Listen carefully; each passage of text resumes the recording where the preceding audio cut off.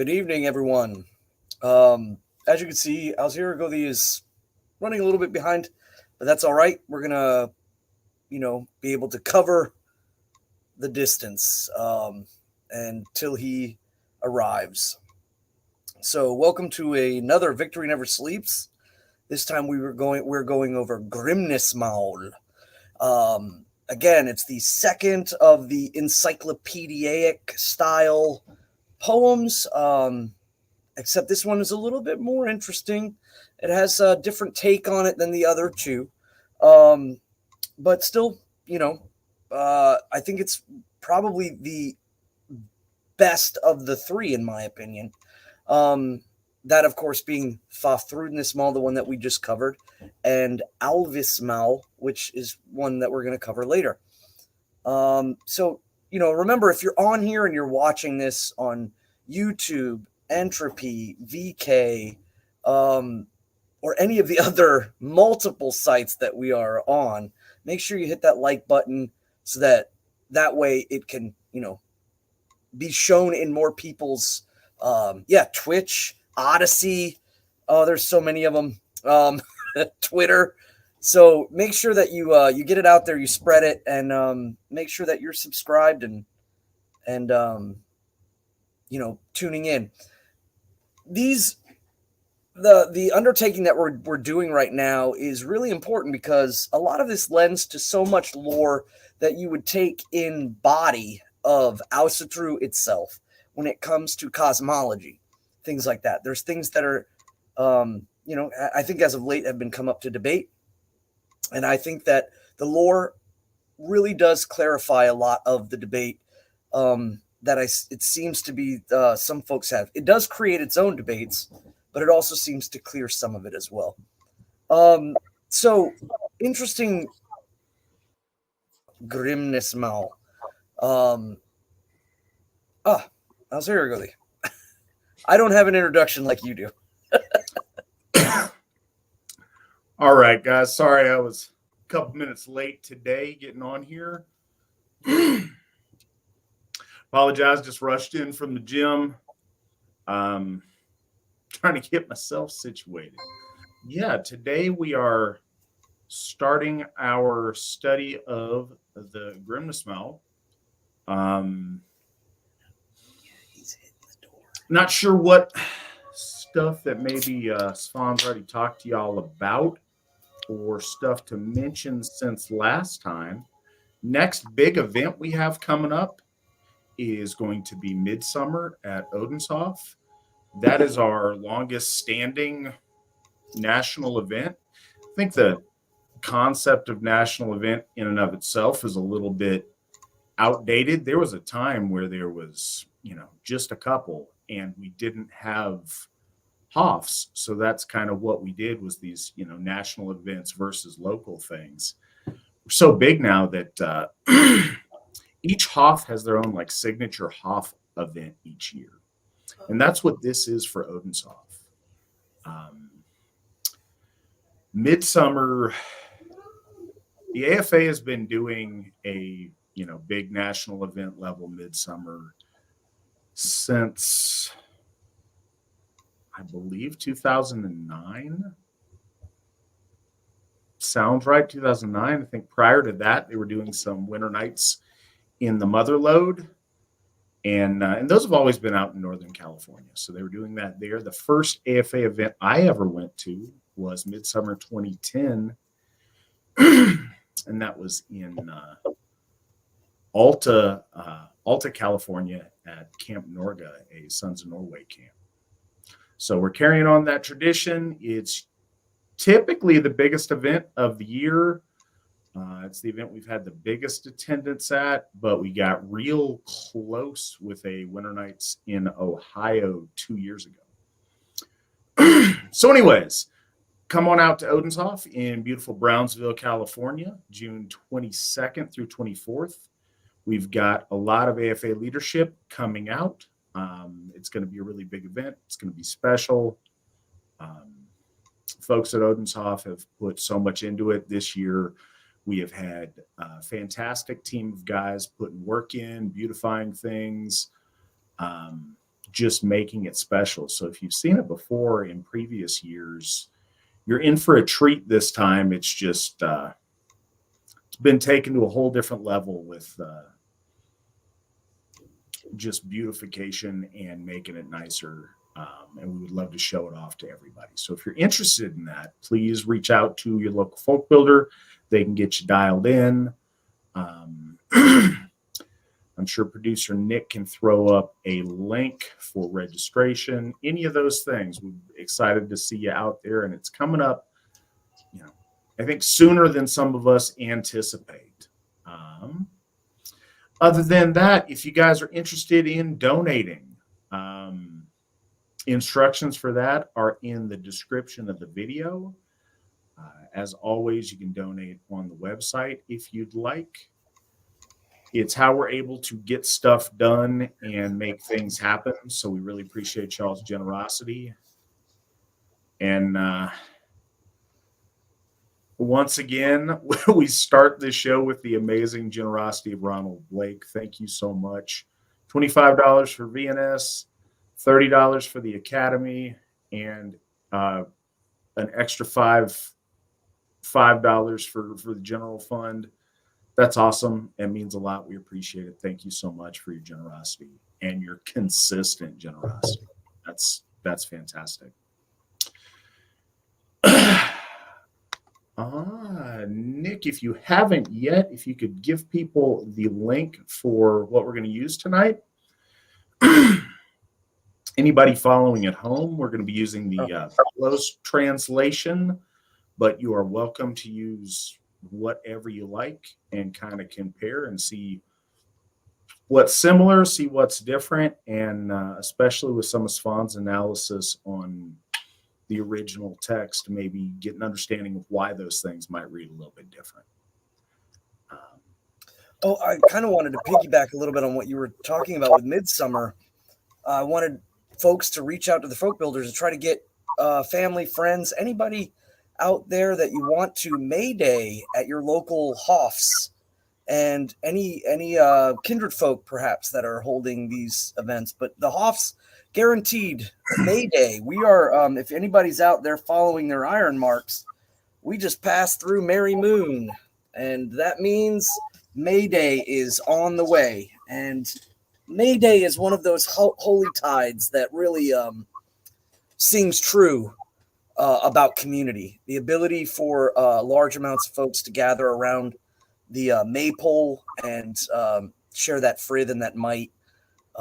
So definitely make sure you guys are looking, keeping an eye out for when those events are going on, because these are that's the one not to miss. We just went through Summer Moon, and that of course brings Hexanoct, the Night of the Witches, and now we're moving to Mayday. And this is definitely, I say, one of the local community flex of getting together with multiple people. A lot of times people on their own can't quite do a May Day in the traditional sense of the maypole. So definitely look to reach out and try to get together, make it there. This is one of the big ones for the summer tiding. And it's fun. So anybody out there that just wants to sit around and make a mean face and be grumpy and I don't dance, get out there and do the maypole dance. Have fun with the kids weaving in and out of it. It's some of the most just fun moments that I've had at Hofs and celebrating our holy tides. It's just neat. It's fun. You're doing yourself a disservice if you stand over in the corner all grumpy with your arms folded. We got some great pictures of too. It's a fun time. It's a fun time. So participate enthusiastically. It's a neat thing every year, and I encourage y'all to get in on that. Also, we're kind of figuring it out as far as scheduling some of these programs. Svan and I never know exactly where these journeys are going to take us. So, thought it'd be, one and done or real quick with Have 'em All. It was 7 episodes. They're like, man, it's going to be a long one again for, the Grímnismál, and that was just one and done. So one and done. Yeah, we'll go wherever it takes us, but it does affect our scheduling out a little ways. So I apologize for that if you guys are marking your calendars for the shows you want to hit, or guess that you don't need that you want to miss, or whatever you guys are doing based on shows. I used to really be big on plotting them out a month ahead of time, and it makes it a little bit difficult when we're not sure how long these are going to go. Now it's cowboy shooting from the hip. That's how we do.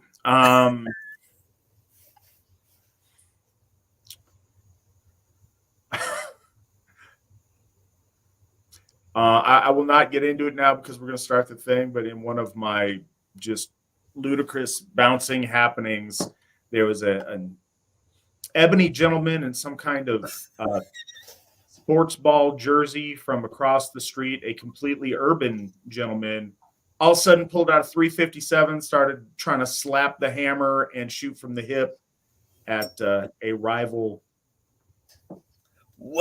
gentleman feller across the road who happened to have a Bowie knife. So it was it was a markedly non-urban encounter for some particularly urban gentlemen. So only in Alaska. It's an interesting place, a fun place though. It's the last. Or the, I was going to say not a fun place for the guy who got shot, but he got shot 3 times, 2 center mass. We pulled him in the bar and we're waiting it out, and I thought it was the last time I was going to see that guy. He was out of the hospital the next day. What? Wait, first off, the fact that he survived and the other guy got, while he was fanning the hammer, he got 2 in center mass is impressive. From the hip across the road. Holy moly. 2 center mass and like 1 in the arm, and dude was out the next day. So anyways, I digress. That has nothing to do with the Grimnismál. But with that bit of, I don't know, trivia and levity. Icebreaker. Will you prep folks for things we need to know about the text? Perhaps about what Grimnismál means? Just anything folks need to know before we dive in. Yeah, absolutely. I was getting into that because I just kind of jumped right in, but again, no levity, kind of a stick in the mud. So you bringing that in kind of breaks the ice, gets everybody kind of relaxed. Seeing like Jerome the Jerome Ranger, like hitting people. Well done. So tell me you don't bring the levity.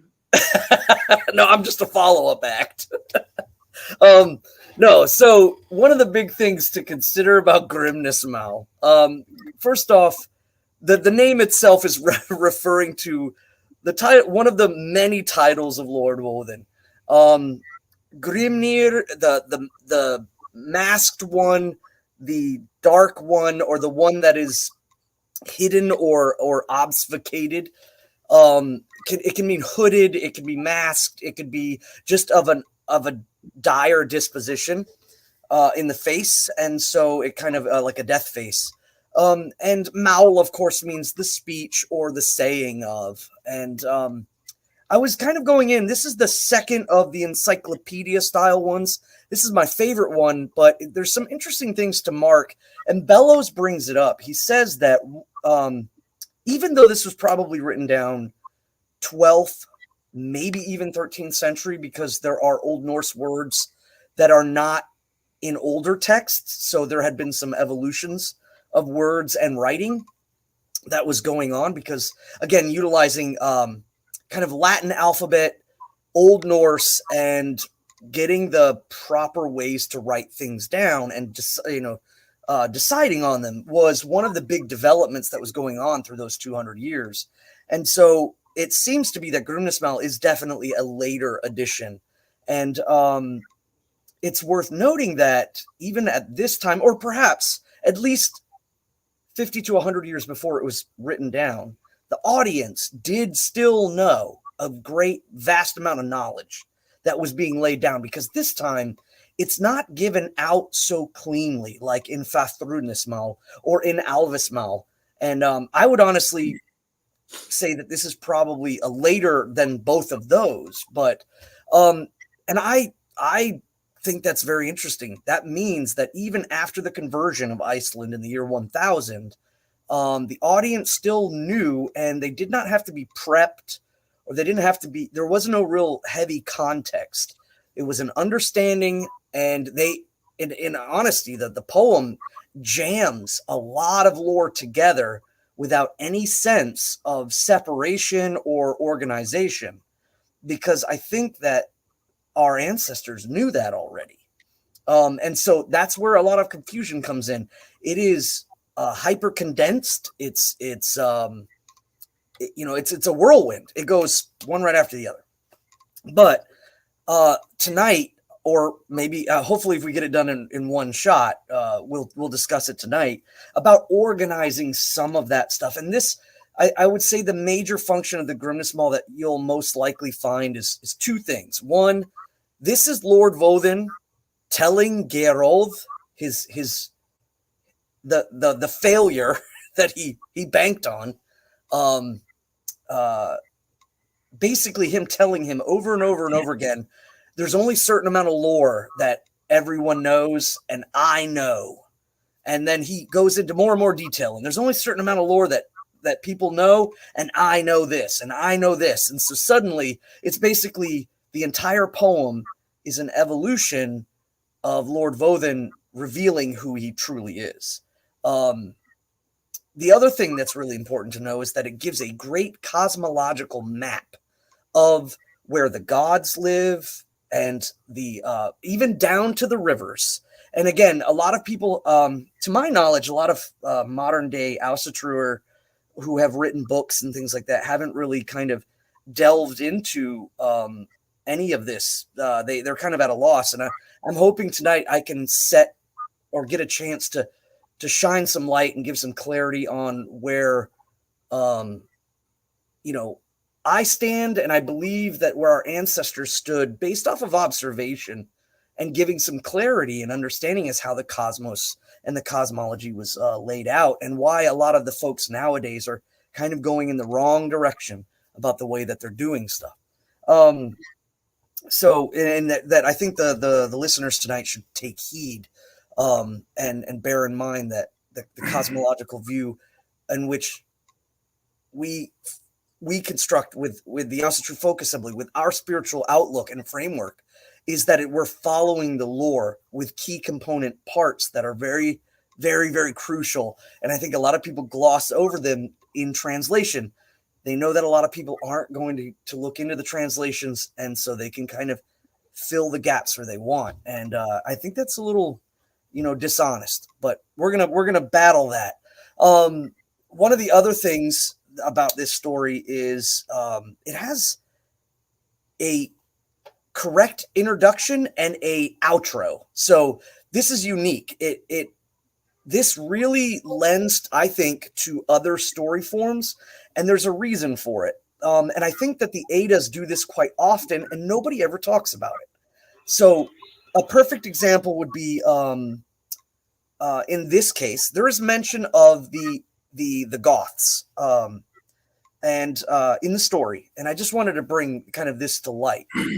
So in the beginning, there is this, again, a conversation between Lord Woden and Lady Frigga, and this is very reminiscent of a mainland story between it's Lord Odin and Lady Frigga, but it's under the Lombardy name Lord Godon and Lady Freko. And it has a very similar intro. So you can kind of see where these established storytelling frameworks were done perhaps in Central or Western Europe or even Eastern Europe. And they eventually survived and rolled back into the prose Eddas by the 12th century. We see this with Baldur and like the Slavic stories. And in this case, this story in particular, we see it with kind of the framework of the central and migrational period stories, where it has a very long kind of telling of a relationship between Lord Odin and Lady Frigga and their machinations on Earth between, two children. And this, again, seems kind of odd, out of place from a lot of the Old Norse stories and how they go, but it's not out of place in Central Europe, migrational era storytelling. So that you can kind of see there's remnants. We know this already with like the Volsunga saga and Siegfried the Dragon Slayer and connections with Atli and Attila and other things like that. So we kind of get a glimpse, but I think it's present elsewhere in the other Eddas, in the other poetic Eddas that happen quite often. And I'm starting to kind of see them as we kind of balance them out and look at kind of parallel with other traditions, some of them not even Teutonic Aryan, but Slavic Aryan. So that was another note I wanted to bring up. It's just a very interesting story, and you'll notice it right out of the gate when we go into how the stanzas are not written in poetics at all, but tell a story. And then we move into the prose. So before we start, I want to acknowledge Monk and his $50 donation for VNS. Thank you, Monk. We appreciate that a lot. It means a lot. Thank you. See, that's another reason why it's really good, because I can't follow a lot of the folks that are giving so generously. I can't quite see them until way later, and you're like right on top of them. So you can acknowledge them. I can't see that. So I didn't even get a chance. Like, I didn't even see Ronald Blake's generous donations come in until you mentioned them. So I'm glad you're here kind of keeping that up. Otherwise, I would just kind of prattle on. Okay, so moving into the first part, you'll notice there are two very large paragraphs, and this is setting the stage. And again, I make the point that this is copying a very similar style from the Lombardies and the migration period stories, in which they speak of the gods as catalysts for events to happen, and they set the stage almost like a play. And very unique in this way. And I don't think all of them do this. And this one in particular has all of that kind of, just the sinew of it is very, very similar. So, first we speak of the sons of Hrauthung. Now, it's really, I looked up everywhere I could to see if there was perhaps a connection between a historical king and King Hrauthung, and I have not found anything. So it's a general consensus amongst scholars and people that have studied the lore in it, is that he is a mythical king that is there to set the story. I also think that perhaps he may be a variation or an evolution of an ancient king, that we, the name may have changed so drastically that we can't quite pinpoint. I've been looking still just again, like with Atli, and the most likeliness that Atli in Sigurd's story is Attila. I've often looked to see if there was any laterals, and I can't quite find it. So I'm, it's just one of those mysteries. But just to let people know, King Hrauthung is a mythical king, as stating in the story. And we'll begin with of the sons of King Hrauthung. And I don't know, this is pretty big. I don't know if Nick can really even place the entirety of this. And for those who are listening and not able to see the website, just bear with me, and I'll read it, at least one section in its entirety. King Hrauthung had two sons. One was called Agnar, and the other was Geirröð. Agnar was 10 winters old, and Geirröð 8. Once they both rowed in a boat with their fishing gear to catch little fish, and the wind drove them out into the sea. In the darkness of the night, they were wrecked on the shore, and going up, they found a poor peasant with whom they stayed through the winter. The housewife took Agnar, and the peasant cared for Gerold and taught him wisdom. In the spring, the peasant gave him a boat, and when the couple led them to the shore, the peasant spoke secretly to Gerold. They had a fair wind and came to their father's landing place. Gerold was forward in the boat. He leaped up on land, but pushed out the boat and said to Agnar, "Go thou now where evil may have thee." The boat drifted out to sea. Gerold, however, went up to the house and was well received, but his father was dead. Then Gerold was made king and became a renowned man. A couple of things in there that's worth kind of clarifying.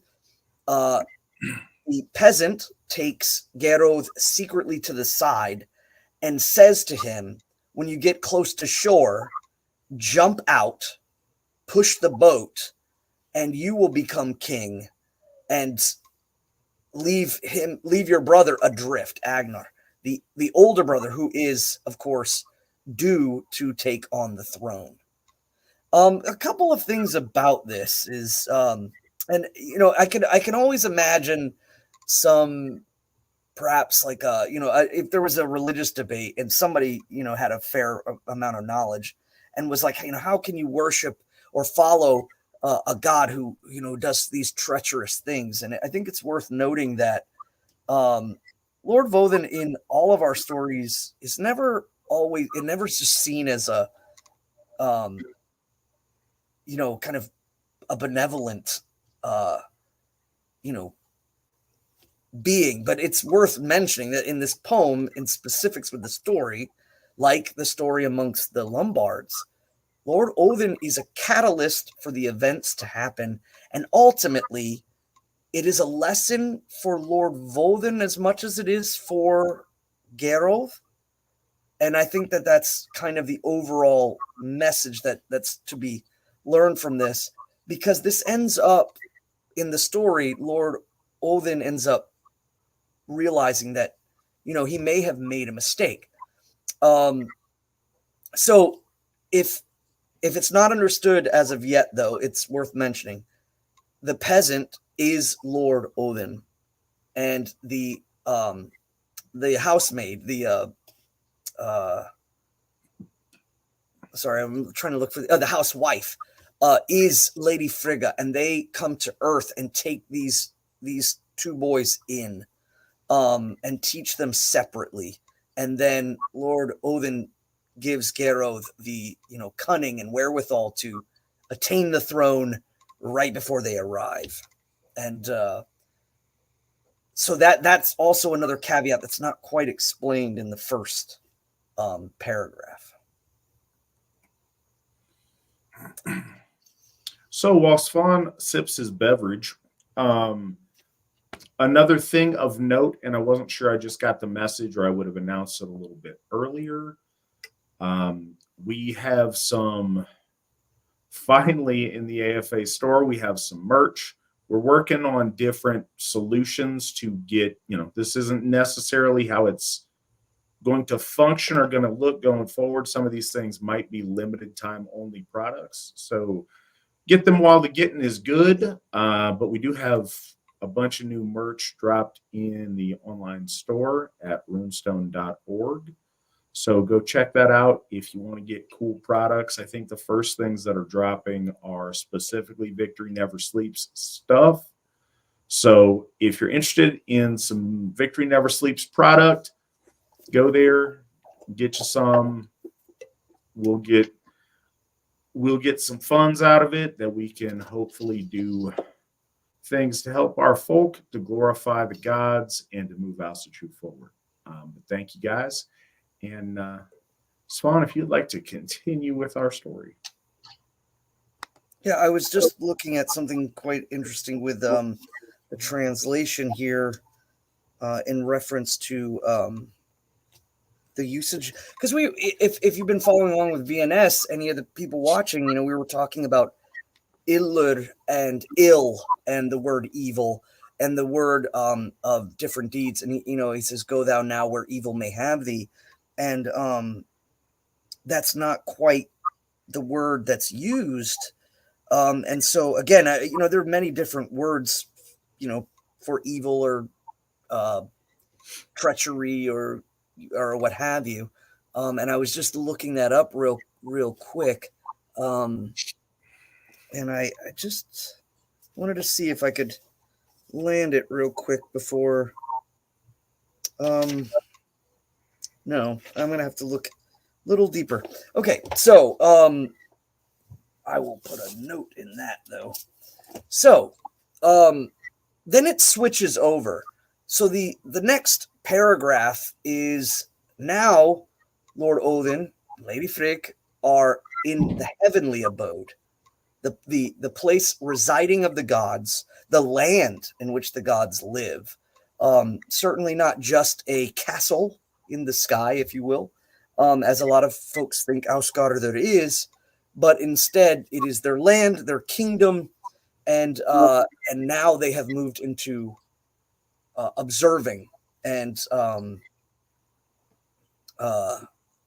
kind of gloating, if you will, about the outcomes of things as they go.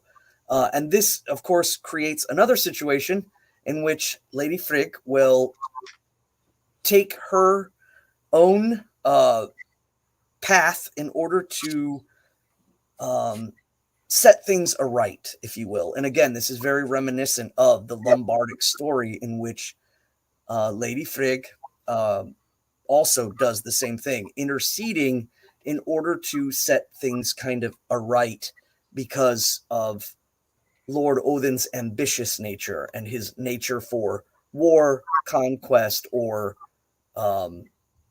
again, or cunning and the desire to gain power. And this is about temperament in that. Not saying that that's bad, but that it does have to have its temper kind of brought to into it as well. So, second paragraph, Odin and Frigg sat in Hlidskjalf and looked over all the worlds. Odin said, "Seest thou Agnar, thy fosterling, how he begets children with a giantess in a cave?" Now, it's worth noticing here at this point, basically, you could take this in two ways. One, it is clearly the way it is stated. In a mythos sense, he is now completely lost from the inner guard of the world.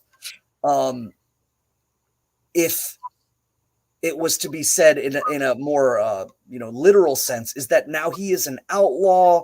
He is someone who is scraping by, living in the caves, basically suckling upon the teats of chaos because he no longer has any foundational support within the inner guard. And it's just a treacherous thing to be that, that scraping, mangy wolf that has no roof over his head, who has no, woman to hold hands with and meat to eat and children to look upon. He's just a wretch at this point. He's that wolf that's lurking in the woods that you can see his hip bones and his ribs, if you will. And so that's kind of what that insult really is laying, is that he begets children with a giantess in a cave.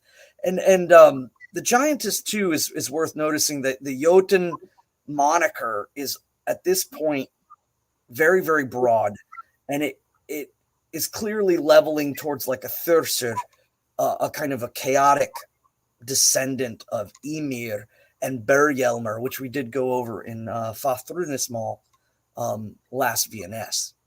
So he's pointing it out, and he's really sticking the finger in the wound, if you will. And he says, you see this, he's living with a giantess and begets children with her in a cave. But Gerov, my fosterling. He's a king, and he rules over his land. And Lady Frigg says, he is so miserly that he tortures his guests if they think that too many of them come in. So he's greedy, and he's, not a giving king. He does not give rings. He does not give, accolades. He is a, torturous and miserly man. So what good is there to claim victory if what you've produced is lackluster? So Odin replied that this was the greatest of lies, and that they made a wager about this matter. So in essence, the wager is that Lord Odin will go as a guest to Geirrod's hall, proving Lady Frigg wrong, that Geirrod is not what they say he is. But Lady Frigg is going to make sure that this accusation definitely sticks, with just a little bit of a nudge, but not much. It is then that Frigg sends one of the Ausenjur, her emissary, personal emissary, one of the maidens of Fensaler, the goddess of the fruitful home, and her name is Fulla, one of the Ausenjur, and she sends Fulla to Geirrod. And again, if you're looking at this from a story of plot hooks and conveniences and setting things up, it is still worth noting, without any real context, our ancestors understood exactly who Fulla, one of the Ausenjur, and the right-hand maiden, or the maid of honor of Frigg, is involved. And she goes to Geirrod, and she bids the king to beware, lest a magician who has come thither to his land should bewitch him, and told this sign concerning him. She says that no dog was so fierce that it would leap at him. Now it was a great slander that King Geirrod was not hospitable, but nevertheless he had them take the man whom the dogs would not attack. He wore a dark blue mantle and called himself Grimnir, but said no more about himself, though he was questioned. The king had him tortured to make him speak, and set him between two fires, and he sat there 8 nights. King Geirrod had a son 10 winters old, and his name was Agnar. So here, Lord Geirrod, and again, this is a reiteration of the lesson of this situation, is that that Geirrod's brother, who was 10 years old when they separated, named Agnar, is out in the wilds, never to be seen again, and is a wretch. And that very same aged, but the son of Geirrod, but named the same, will be the savior, if you will, or at least the giver of goodness to Lord Odin. And this again sets the moral point, and really drives it home. King Geirrod has a son 10 winters old called Agnar, after his father's brother.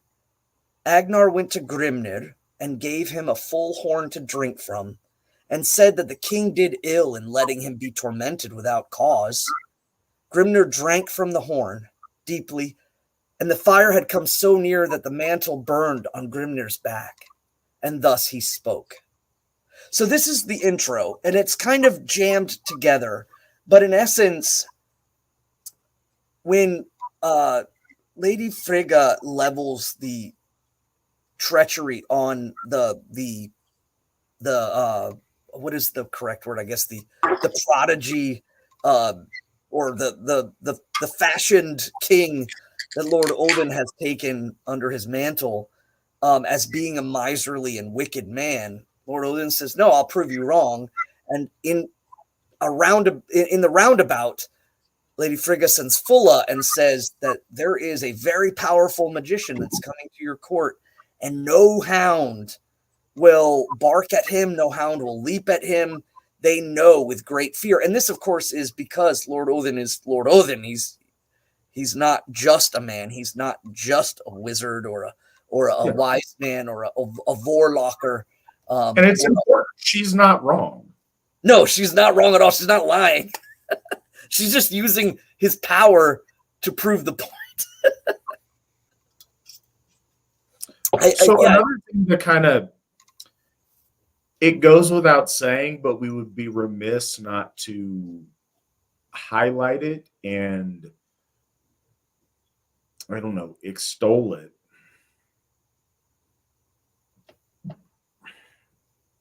Hospitality. So sometimes ancestral hospitality, if it's some peasant's hovel, doesn't translate well, because in the day and age in this urban place that we live, it would often be very odd and probably ill-advisable for you to let some vagrant just into your house with you and your family in your private home. But a king's hall is different. Yes, it's a private residence, but it's an administrative headquarters. It's very much a public building.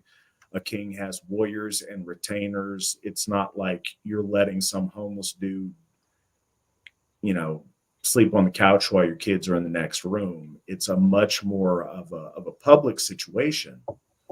So hospitality is not just kind of nice. It's absolutely expected from a king or a lord or it's expected of anyone. But the expectation is much higher when you're a public person who is well off. And the other thing is the glory of wealth. Yes, great kings need to have nice stuff and live lavishly, but they also need to give and be generous and be pillars of, what we would describe today as a patron of the arts. What you might describe then as a patron of the arts, or a patron of voyages, a patron of sending out missions and commissioning stories and poems to be told, and entertaining and giving gifts to travelers and to warriors and to people that are exceptional, and to entertaining the folk. There wasn't the idea of having Uncle Scrooge's money bin where you go swim in your gold pieces. In fact, that's something that's very much talked against. It's not that you shouldn't save and that you need to just throw money willy-nilly, but it was very much that you need to use your resources in circulation for the good of the folk, of the kingdom, of whatever your situation is. But the idea of entertaining and taking care of travelers and guests was an extremely important virtue to our ancestors. And I know that's obvious in this, but I don't think it can be, stated over much. Well, and there's a word of alarm, and it's kind of funny. I was just thinking this. So you're rolling in from the gym, and I'm rolling in from work, and I'm just imagine us sliding in, because that's kind of how it works. Right before we go, we do this, and so there's some stuff in here I was looking at things earlier in the week, but I didn't prep for this, and I just looked it up while you were speaking. The word, that alarm word, that really kind of, I think, is the caveat to perhaps. It's obvious that King Geralt's nature is already set, but the word that's worth mentioning here is that when Fulla goes to him, she says in the Old Norse, "Hon bað konung varast out agi ferigerði hjónum fjölk kunningur," or kunnigur. I'm not 100% on how that's exactly pronounced, but fjölk kunnig or nier, fjölk kunnir mother. And I looked it up because I was like, oh man, I'm not familiar, because the usage of the word wizard or warlock, I've seen a lot of different translations for what exactly the word is that she uses to describe Lord Odin. And so looking this up, the Fjol Kunningur is a person skilled in magic. A Fjol Kinningi is a black art, witchcraft, wizardry, or sorcery. And Fjol Kingnisfolk are wizardly folk. So it even mentions the idea that there's like a plethora or perhaps a grouping of them. At least not in this story, but that the word itself and its usage is. And so like that was one thing, like I didn't prep for that at all, but I just saw it and I was like, oh, that's the word. So he's a practicer of the black arts. He's a practicer of sorcery and witchcraft. Yeah. And this sends Geralt into alarm, even though again he's already pretty much set that he's not a great guy, but this definitely sends it over the top.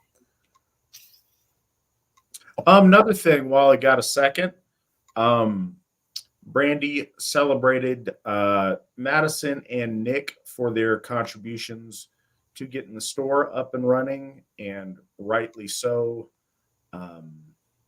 Madison and Nick are awesome. We love you guys. You guys do great stuff. But she is a little bit remiss not to take a hearty chunk of the credit for herself on that. Brandy has been, the three of them have been blowing up my phone all day long to where it's ridiculous and obnoxious because they are working so hard. Not only did they throw what we have on offer at the store together, efficiently and well, but they did it very quickly to make sure that it was going to be ready for us this evening. They kind of got the word late, like, hey, we need a new store solution. Let's make some stuff happen. And Brandy jumped on it, and within 2 days made a whole lot of stuff happen. So appreciate that. Brandy's awesome. Thank you, Brandy.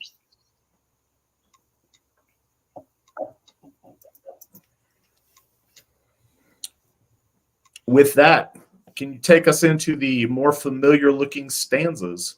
Right. Yes. So here we have. And another just kind of a random, a note on lore.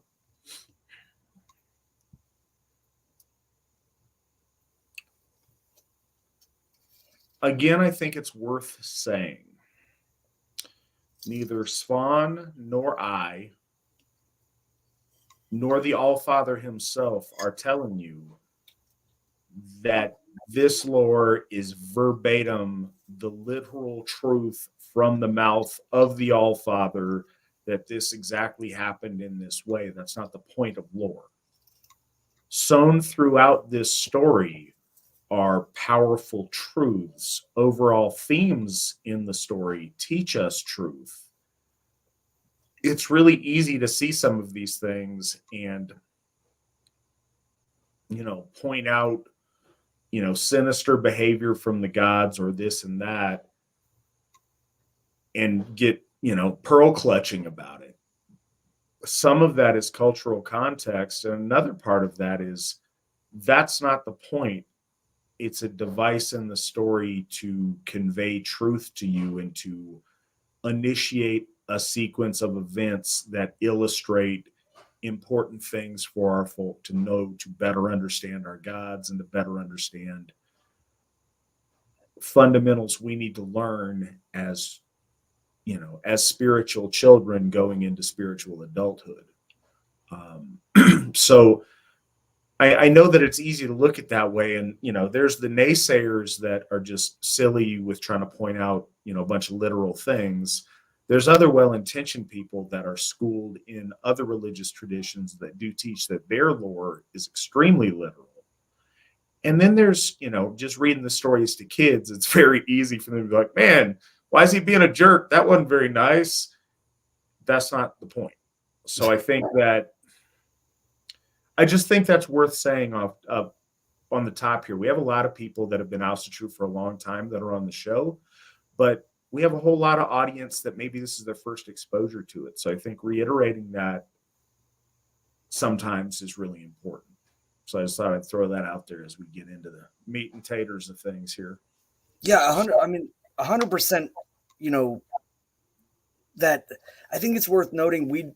I often speak of the fact that Asatru do not make mortal prophets into gods. That's one key interesting point of our faith, much like Messiah worship in the Middle East.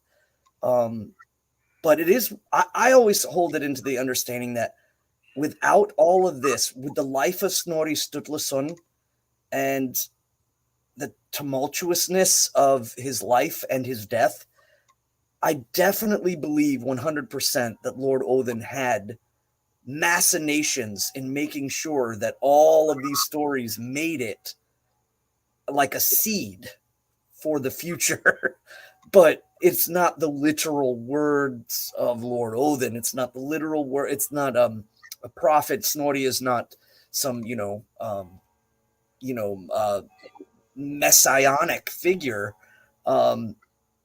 But in essence, I think he was a part of Lord Odin's machinations, and that's what truly makes the poetic Eddas and the prose Eddas divine. Is that I think that they've survived the onslaught and in essence the soul sickness that begot our folk and has survived so many centuries in order for him to be able to return back into the souls. I don't think they've ever left. I think it was more about returning back in a particular way, in a particular fashion that holds that spirit and that power that we need most of all as of now. So a lot of these kind of ideas of conquest and again masculinity and competition and fighting as warlords are it's not necessarily a bad thing in the age of sanctified martyrs and cheek turners and consistent lashings on the back. Those folks are being again this is what we've gotten, and it's time to kind of. So I really enjoy the spirit that returns with some of these, and I don't always look back, but yes, as kids might be like, wow, why is Lord Odin being such a jerk? But it's again time and age and sometimes necessity based on what we need for the story. Well, and yeah, more. a lot of things are truth, and I think that okay, so a couple of things here, and this is going to go off on a rabbit trail that I think is important, and it's something we get asked about from time to time. But the All-Father works through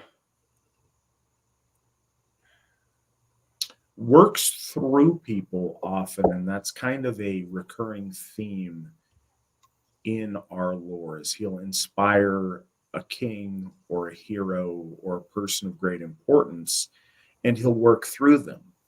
Sometimes that is more clear and straightforward. Sometimes that's through arranging events in a certain way.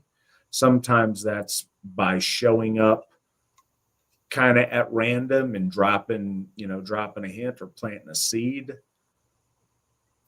That's part of how he affects his will in the cosmos and directs the evolution and growth of our folk. Something, we talk about the AFA being pan-Aryan, and a lot of people wonder, well, then why don't we, do this, or why don't we use the Anglo-Saxon corpus of things, or why aren't we Gaelic, or why don't we use, Slavic things, or why, a couple of things in a lot of really practical ways, because we got to use something. So let's pick. If we use everything, then we're spread out, and you don't have cohesion. There's a lot of practical concerns, but what it fundamentally boils down to is this is the lore that the All-Father, through his wisdom, through his foresight and machinations, has arranged to arrive to us in the most complete, most useful, best version. And with that in mind, and with that being so, it was under these conditions, through these names, with these stories, through the Norse ordering of how we relate to the divine,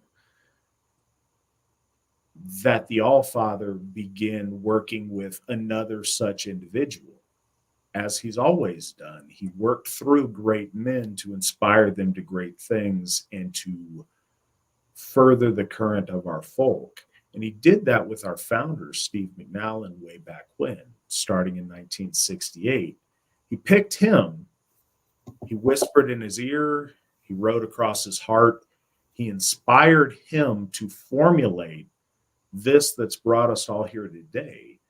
And he did that not as any other of our brothers and sisters and cousins' conception of the king of their gods. He did it as Odin, the Allfather of the Aesir, as the Norse called them. The furious one. That's the context. That's how that started. That is the relationship that brought us to where we are. Was something very similar. Was the Allfather choosing to pick a mortal, to speak to them, to empower them, and to work with and through them towards an end. And that's very, in a lot of ways, that's what's happened with a number of great men in our history. And it's with respect to that and trying to align ourselves with Odin's will to the best of our understanding that we choose to emphasize the Norse conception of our Aesir. And that's kind of what brought us to where we're at. So in case anyone was curious on that, not sure if anybody in the chat room is, but I know some of the audience that listens certainly is. And that was a subject brought up during Ostara with a young man who predominantly followed a Gaelic path of faith, but showed up to a Teutonic Aryan Asatru Hof to give thanks to the gods, and had brought up that question as to why and how and the pathway that you just explained. So I think it's a strange conundrum, and especially to our folk. One of the challenges of being a very intelligent, highly evolved people, being a noble people, is that we have a lot of choice. We aren't blessed by the amount of ignorance or whatever that just, oh, well, whatever. No, we have an inquisitive mind that wants to know why, wants to learn things. There's a lot of right ways to do things. But if we're all pursuing all these different right ways to do things and we don't coalesce behind one right way to do things, nothing gets accomplished. We could say, cool, well, how about you take us all to your Gaelic temple and we can go there and, worship Tyrannus instead of Thor's-Hof. Oh, that's right. There's not one. And that's not a dig. It's an illustration that we have a path that has brought us success. We have had a path that we've followed faithfully and that our gods, the Aesir, have blessed and allowed, encouraged, and inspired to get to where we are today and where we will be in the future. We've done that by doing things a certain way. So yeah, we coulda, shoulda, woulda, might have done things a million different ways. But this is what we did. These are the terms that the relationship with Allfather Odin and our founder, Stephen McNallen, this is what brought that together, what led that for the last 52 years or so. I got a math. So what, 56? Yeah, I got a math. So 68 until today. Anyways, whatever that is, this is what's worked. And this is what works. This is what we're doing. This is why we've got where we are. But the question is for everybody that wants to, you could do a million different things. But this is the way that we've done it. And this is the way that the gods have blessed. And so this is why we're doing it the way that we are. 56. Thank you, Nick. That's what I thought doing it in my head, but it's not what my welcome letter says. So I clearly need to work on the math in it. Yeah. When I tell this story, I often speak of as Lord Odin's being kind of enfeebled and rickety in the beginning, if you will, because the tension of the story, the intention of the story is that there is a tension build as the realization for Lord Odin that his project is as bad as everyone says. And then the vindication against that slowly starts to build. And Lord Odin then does become the furious one by the end. So in the beginning, there is that, you can see it even in the way the wording is done. And it kind of goes, from this being tortured to now Lord Geralt is in very deep trouble because he suddenly realized who he's been torturing for 8 nights. And this is the 9th night, and this is when the bell tolls, if you will, for King Geralt. So for those that don't know this story, that's what's happening, and so that's why I'm kind of starting out with just kind of very, very feeble, and then it builds into you're doomed. So, verse number 1. And again, I love the poetic style here because it does have such a kind of theatrical painting to it. It's the verbiage matches with emotion a lot more congruently than in some others. The feebled wizard is burned and singed between these 2 great fires, and he says, "Hot art thou, fire, too fierce by far. Get ye now gone, ye flames, the mantle is burnt, though I bear it aloft, and the fire scorches the fur." So he in essence is telling the fire to go at bay. And I've always wanted to see this in a play-like sense where he's utilizing these powers just in front of Agnar right now. And Agnar's kind of, as a young boy, 10 years old, suddenly realizes, wow, this wizard is, really powerful, because he starts to kind of move the fire at bay to give him a chance to speak. And he speaks about his cloak, his mantle, his dark blue cloak, and the fur inside, the fur lining is being singed. Not fur on the shoulder pelts, by the way. It's fur in the side, like a true gentleman. It doesn't say this in the text, but one thing that I always envisioned, the disguise is burning off. The god is not burning. So he's amidst the flames, and his, mortal disguise of whatever is on fire, and he's sitting there, unburnt, and his true self is coming through as the disguise burns away. Something to note before we go on, I'd be remiss if I don't do it, and I'd also forget. Gothy Rob Stam, $50 donations to VNS. Thank you, Rob. We appreciate it. Thanks, Rob. Dang. Yeah, it's amazing. Everybody tonight. In verse number 2, you can see if you're reading in the Old Norse, he says, "Auta nighter sat ek, 8 nights sat I, milli between Elda, fire, here."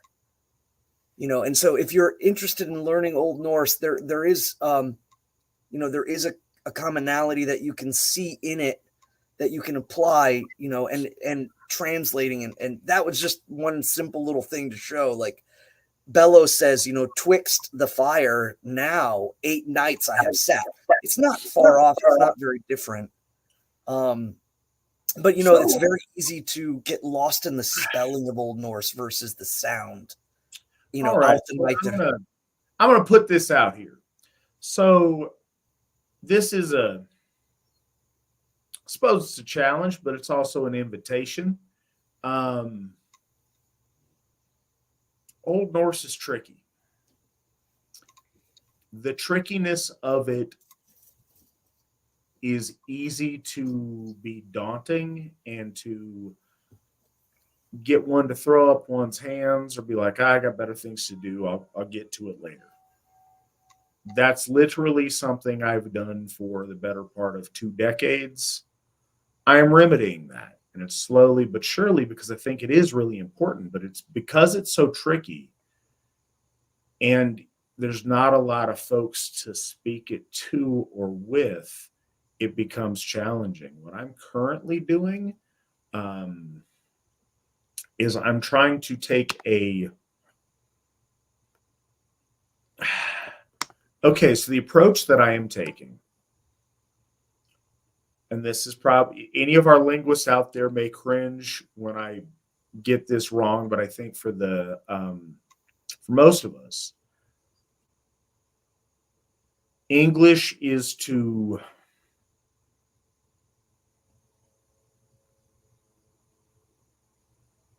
Elizabethan period English what Icelandic is to Old Norse.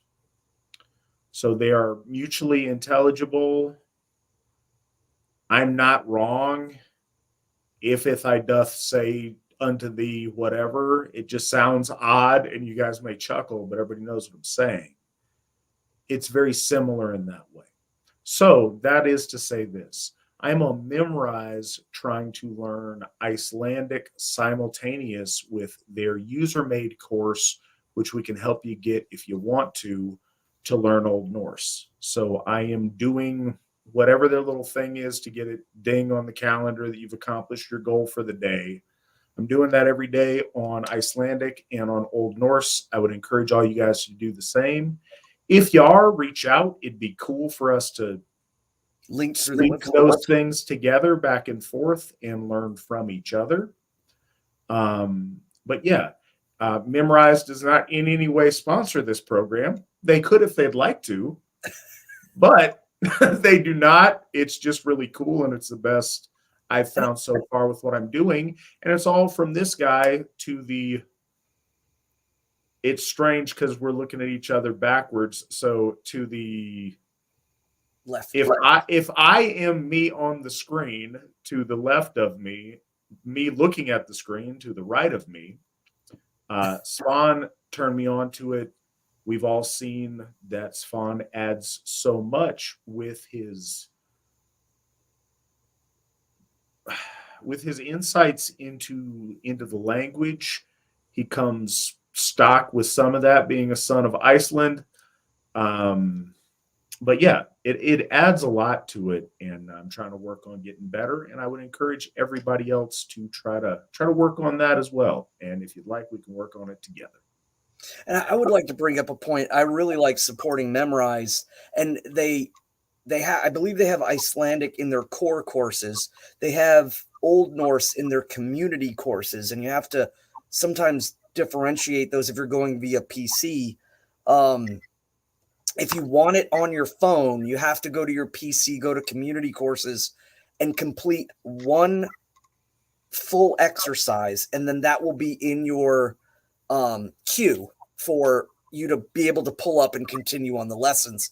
A lot of people had problems with that, trying to figure out like, hey, I clicked on it, but it's not in my queue. No, you have to complete one lesson of it.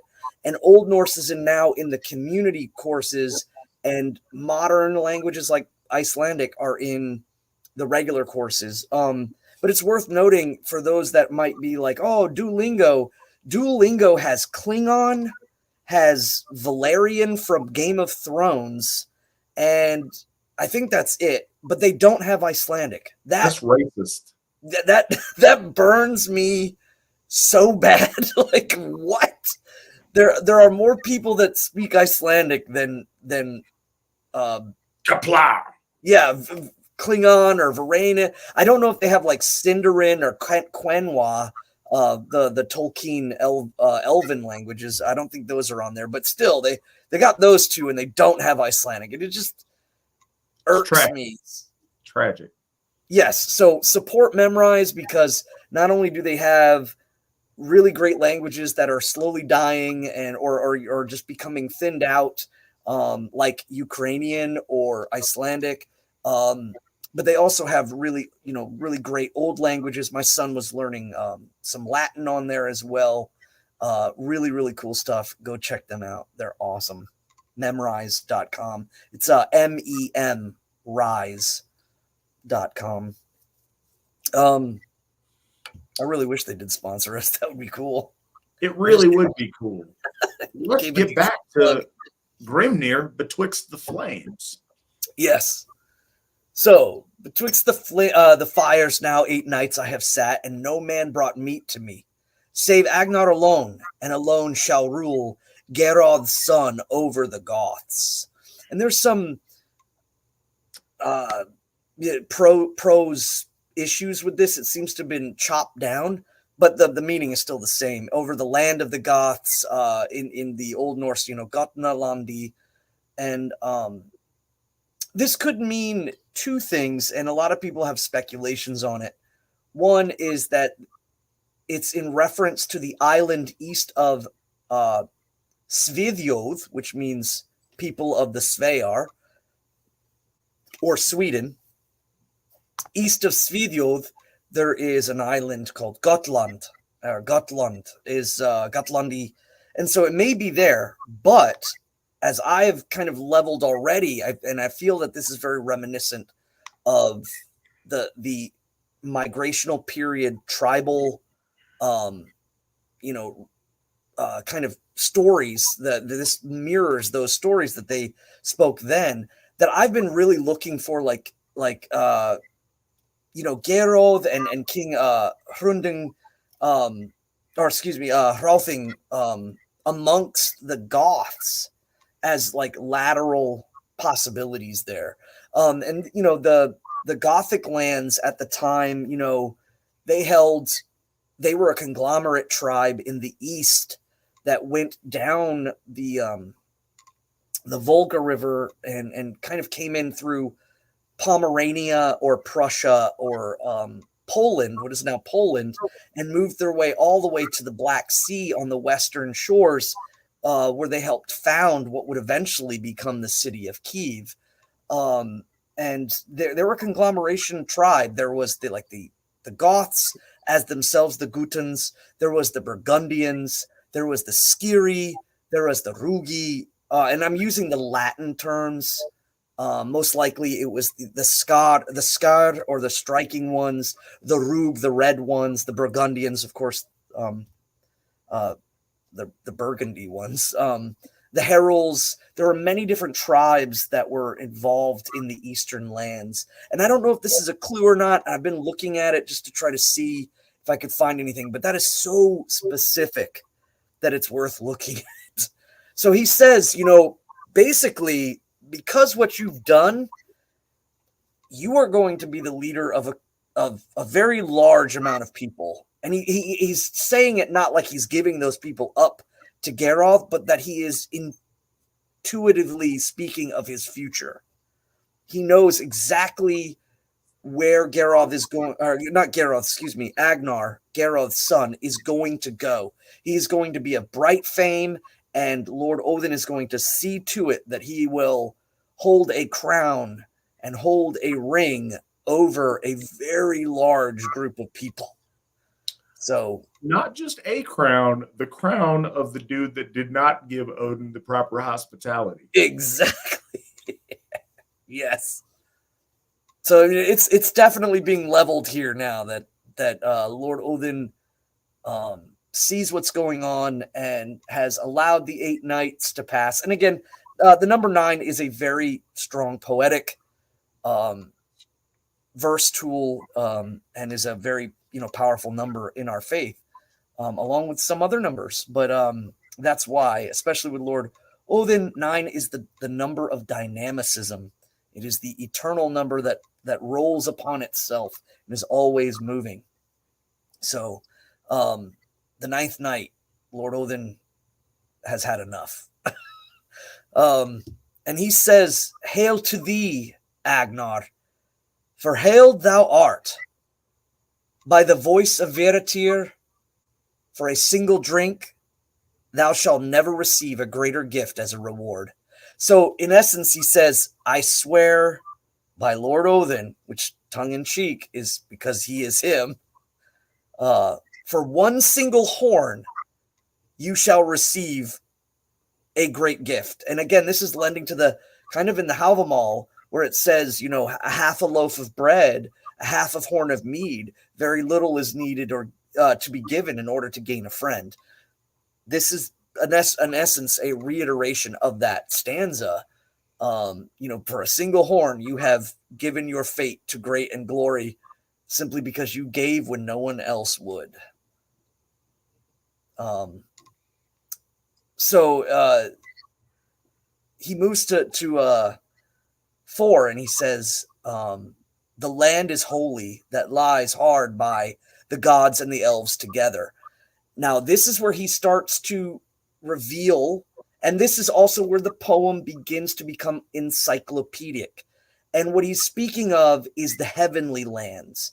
He's speaking of the lands in which the Alvar and the gods live. And bear in mind, it is the lands. It's not an Ausgarder castle per se. It is a kingdom wrapped in mountains and given to the land around it. It is that central place. It is that upper place. It is the place above the light, above the clouds, above the light elves. And in that place, he begins to paint the picture of that place because so few mortal men know that place so well. And his reiterations of all of this is emphasizing to Agnar and soon to King Geroth of who exactly they've been torturing, while at the same time, the poet is learning the geography and cosmology of the world. And that's why I think it is so important to emphasize the upper, middle, and lower worlds and why Yggdrasil is in the upper world. And it's all kind of laid out here. So he says, the land is holy that lies hard or stable between the gods and elves together. And Thor shall ever in Hrauthung dwell till the gods to destruction go. So he is stating the hall or the home within the kingdom of Ausgarder, where Lord Thor and his domain. And I think that it's worth noting that a lot of people kind of have a tendency to see the gods as, Viking warlords, especially in the modern age with the History Channel. But I honestly believe that our ancestors greatly saw the gods as kings and queens of a great, vast kingdom, a kingdom that is perfect. In its usage of words, they describe it as a perfect place. It's the best of it. It's a vast land encapsulated by strong walls so that you never have to worry about the outside kind of interloping in. And inside that place, there are vast kingdoms of the gods. And I've always kind of painted the stories of the gods to be more, I don't want to say Arthurian or medieval or so, because those words carry things, but in essence, that's what I'm kind of going for is I always have in the stories when I tell them to the kids is the gods are kings and queens in their kingdoms. And it is bright and beautiful. It's not, some kind of swarthy mud pit with like thatched roof and like skulls and bones hanging and clinking from rafters. No, their roofs are thatched with swords and shields and gold and there's bright light and rainbow and just flames of glory everywhere. So I digress. But for those following at home, what does Hrautheimer mean? Hrauthung means strength home, the home of strength or might. No, Fitting names are name. just super important, and I want to make sure that folks understand what some of these words translate to because it adds a lot of depth. I think sometimes it adds like important spiritual truth, but I think oftentimes it just adds a lot to the story. And the usage of the word Thruth is always kind of associated with Lord Thor, even to the point where his sons Magni and Modi, and his daughter in the story is Thrudr. She is the one of strength. I'm sorry, I just pictured like people arguing, well, Thrutheim is named after his daughter, so it must be her place. Like, no, Thrutheim is his home. It's the home of strength. And he dwells there. That is his kingdom until the Jotuns of the east and the Jotuns of Muspel ride upon heaven. Yes, Chris, exactly. Strength home. Strength home. So next we have in 5, and some of the I'm gonna overly pronounce a lot of these like Thruthheim or Thruthheimi is what it's said in the Old Norse. This one kind of throws people off too. This is Idalr. It's a double E sound. The Y with a dash over it is an E. Idalr means the yew dales, or the tree that is in Old Norse and in it's Old Norse is Eo in the rune, and in modern English it's the EU tree, which is YEW, and that does kind of cause a lot of issues there. But Idalr, the dale of the yew trees, they call the place where Ul. Now he translates as Ul, but it's spelled Ullr in Old Norse. The Lord Ullr, a hall for himself has set. So now we're just getting again the layout, the kingdom, the place, and in this sense, Idalr is kind of a place amongst the yew trees, a place amongst the evergreens. And I think it's very fitting since Lord Ullr is the Lord of the hunt and is the Lord of the wild woods and the dark woods. And so Idalr would have a very kind of connotation to be a wet, evergreen, dark, loamy place, filled with mist and but beautiful at the same time.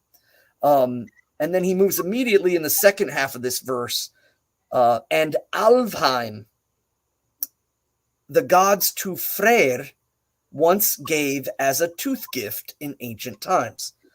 Couple of things about that. So in this one, it says in Old Norse, Alfheim, Frey, Gauvur I Audaga, Tiver at Tanfi. So, like, Lord Frey is given Alfheim for his tooth price. And if anybody's familiar with the runes, the rune Fi in the Old Norse and the younger Futhark is Fehu. So it is the tooth bounty. And generally it is seen as when the baby cuts his first tooth. Though some would argue too that it is, again, when the baby loses its first tooth. And some have held this as this is the origin of the lore of the tooth fairy, and the idea that it's an elf, an alvar, in that connection of the tooth. But this is more likely it's an established cultural tradition, and it's mirroring humanity and saying, like, when a child loses his first tooth, we give it a gift. Lord Frey was given Alfheim by the gods as his first gift. So it's just like a showing of the greatness and the kind of bombastity of it all, where it's very, very just like powerful and strong and amazing. So we just covered 3 of the realms of the gods. We have Hrauthung, Idolr, and Alfheim. And it is known that Hrauthung and Idolr are inside the realm of Ausgarður, but Alfheim is seen as a place between the heavenly realm and the earthly realm. And I think that is very important in considering Lord Frey, or excuse me, that's redundant, but Holy Frey's power in his blessing of the earth and the swelling of the land and the giving of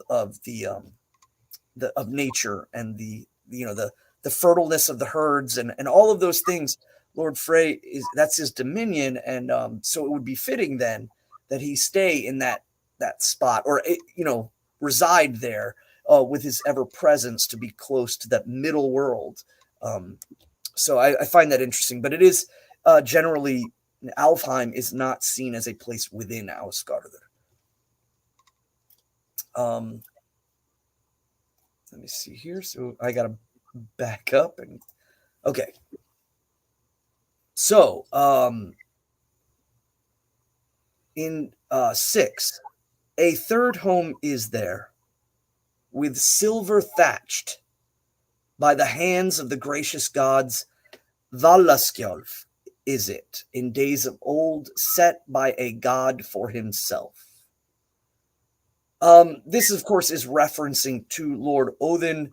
Valaskjolf has, Bellows translates it to the shelf, which that is correct. It is the shelf of the slain. But Vala has more of a meaning towards the chosen, because again, it is a verb and it is also an adjective. And we've spoken about this before on VNS, where like the name Valabjörk, meaning the chosen birch tree on the hill, or the sacred tree, that one that is kind of singular. And Lord Woden is the chooser. He is the Valfather. So I often say, yes, I mean, this is the shelf of the slain, or the shelf of the chosen. And it was set there. And it is, in essence, it is kind of seen as the place in which Valhall resides. And there is more to Valhall that will be spoken of, and the sacred rivers that are in heaven, and the sacred rivers in the middle world, and the sacred rivers in the lower. Next, he speaks of Sokvabek in number 7. Sokvabek is the 4th, where cool waves flow, and amid their murmur it stands, and there daily do Odin and Saga drink in gladness from cups of gold. A couple of things about Sokvabek. You'll find some translations that kind of lend towards the sunken benches, which would have a kind of poetic meaning of the idea that the benches are full, and so they're bowing in the middle. And that could have placement. But I also want to bring up that the word bekker, Bekkr, has a word for like a brook or a river. And it's worth, it's directly mentioned afterwards that cool waves flow there. And again, the nature of the maidens of Fensaler and Lady Frigga always correlate to the earth and to the water, and the great placement of that, those elements, again, lending to how our gods are kind of seen as originating from light, wind, and fire, or from earth, water, and mountain or stone. Very, very oversimplified way of looking at it, but a way to get your bearings if you're new to things. So, and again, very interesting to mention here, Lord Odin drinks from golden goblets with the Ausenjur by the name of Saga, and she is the historical keeper of all the deeds and those in our faith, when we talk about the gods meting out the doom of men and marking men for glory, they don't do this in an afterlife sense, because we don't speak about the gods as like, hey, when I die, I want you to notice me. We don't say that at all. We say now, in the living time, we want to be witnessed by the gods. The gods mark us for glory or doom in the living time, not in this kind of afterlife feather heart scaling concept that's floating around out there. I think and I believe that Saga is the keeper of the doomed and the blessed, or the kind of those that are bound for glory, those that are to be remembered, those that hold that history. And here Lord Odin speaks with her about the future kind of developments of the mortal souls as they move through the world and advance forward through. So there's a little bit more to that I'm just kind of discovering more on recently. Is her name Saga? Because in the text, her name is Saga. And it's funny because in English, it just comes over as Saga. But those are both distinct words in the Old Norse, which I think is really interesting. And it causes a lot of confusion. Yeah. Absolutely it does. And I don't think there's reason not to conceive of her as, in the sense that Saga would imply of stories and tales of past deeds, but Sau is seeing, to see. Sauga is, the lady who sees. Well, and that would imply a particular theme that always follows through in our, like, the Teutonic framework of Aryan concept, that the past projects the future, so she can see based off of the past, much like how Lord Odin. So I think it retains all of the original thought that I think modern people have constructed around her, but also with the added vision towards the future. Like, she sees the projection of these things. And it's always been kind of a beautiful image to me that they, take a break and go sit down by this brook and drink from cups of gold, and she, tells them stories and they talk of things. I think it's a nice thing. Chris over on the side, yes, that's how you would phonetic. I'm sorry for those of you listening as a podcast later. Some of the stuff I do is probably obnoxious. It's because I'm looking at the side chat. Chris says, Sauga ? With a Sauga. Phonetically, yes. In the spelling, it's S-A with a little apostrophe over the top of it, G-A, and Nick just busted that out. Yeah. But yeah, that's how you would pronounce it, certainly, Chris. Also, too, it's worth noting that the word sow also means to sow, as in, again, looking forward and knowing what is that which has been planted in the past and what you will grow in the future. So there's that. So does sow in that sense imply sowing of seeds, or sowing? Sowing of seeds. Sowing of seeds. So yeah, I think that's really interesting because it's relevant. Chris asked, "Do you feel that Saga follows us today?" Absolutely. Absolutely. I can only hope that her and the All-Father have had conversations about things that perhaps we've been involved in. That would be a great honor if that's the case. I also, the culturalness of us using horns is so beautiful and pronounced, but I'm only stating this because there are people out there that are like goblets, or even, again, the mead bowls that were drunk out of by the Anglo-Saxons, and there were more vessels than just horns. The horn is sacred as a cultural image, but it becomes almost comedic, I think, if our folk or people that don't know just think, oh, what, you can't have this, you can't have that. It's got to be a horn. It's, where's your face paint? Like, yeah, or even the Ooga Boogas that horns too much. Why aren't you like drinking out of your cupped hands? Right, or the skull of your enemy or something. Yeah, why aren't you lapping it up out of a puddle? Yeah, I mean, I love the yeah, like you said, they're sitting and drinking these goblets, cups of gold, and going over the past and the future and the sowing and power of the souls as they grow in might, and what that power means in order to attain them, in order to fight off the chaos in the end. It's beautiful. So we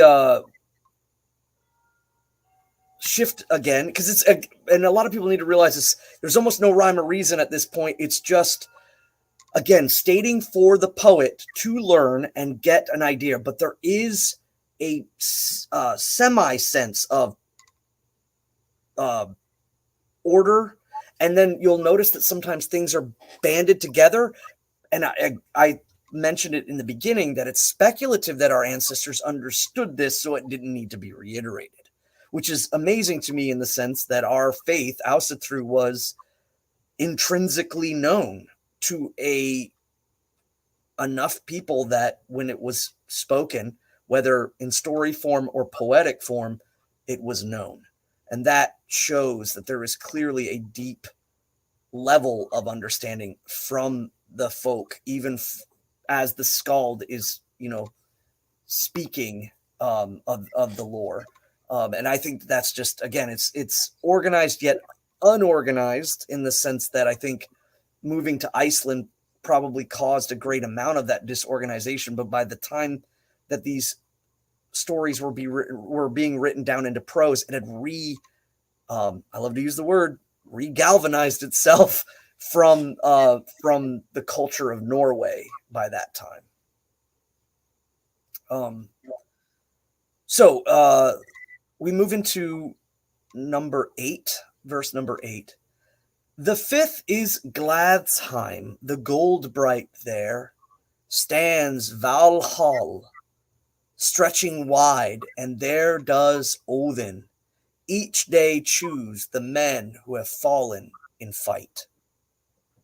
And so we begin to see that there is a layering sense of the overall place that is Gladsheim. Gladsheim is the place of joy, the place of gladness, and inside the place of gladness there is Valaskjolf, Hlidskjolf, Valhall, and it kind of again lends to the grandioseness of Lord Odin as having these, multiple places within his that's I would say the central place, where the keep, where the castle, where the central place is Gladsheim, and within Gladsheim there is these multiple places.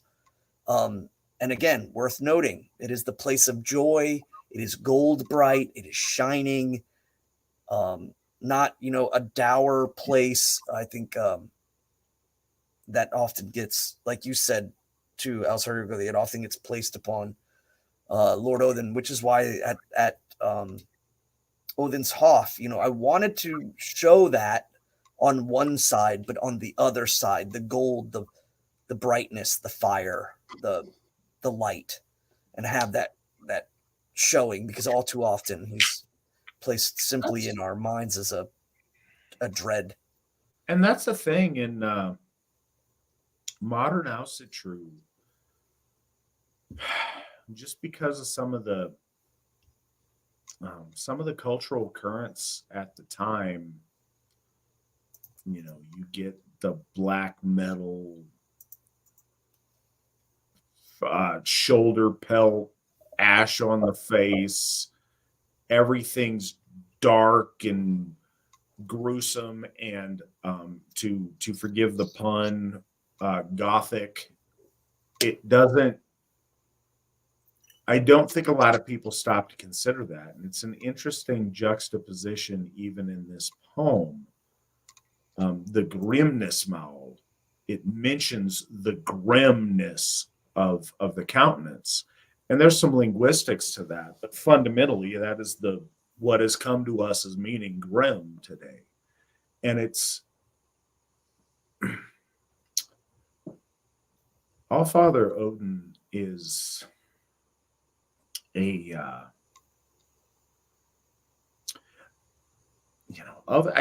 I say this, and I don't mean it in irreverence or ignorance to any of our other gods, but we know so much of Odin for him to be so very multifaceted and a god of dualities. I think that Edred Thorson put it that Odin is the Lord of Light and the Drighton of Darkness. He occupies both of those spaces, and he certainly has a grim and a fierce, furious element to him. But fury is an interesting way that it translates as well. Ecstasy is experienced in a lot of different ways. It is equally ecstatic for one to be overcome by battle, lust, and rage as it is for one to be overcome by sexual lust, or one to be overcome by joy and like just emotion of tearing up at something beautiful. Ecstasy and fury is a odd linguistic trick. It does mean that, but it's got different trappings that have come down to us in modern English that aren't necessarily indicative of the original meaning. Being overcome with a wave of divine, overpowering drive for something, or intense experience, feeling of something. There's so many ways that one can experience that are all legitimate. There's so many ways that Odin inspires that are very different. But it's just interesting to read in the poem where he is, most personified by his Haiti Grimnir, that it talks of his home being in the home of gladness. It's also the correlation between the rune Wunyo and ecstaticism in runic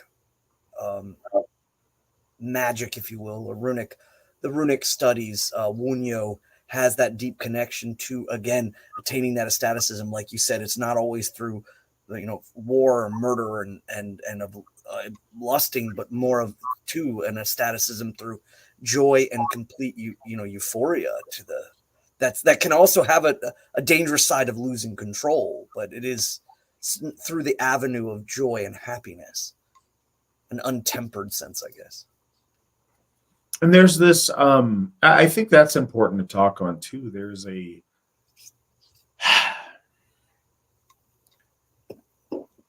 is a fine line that is walked between, I don't even know this.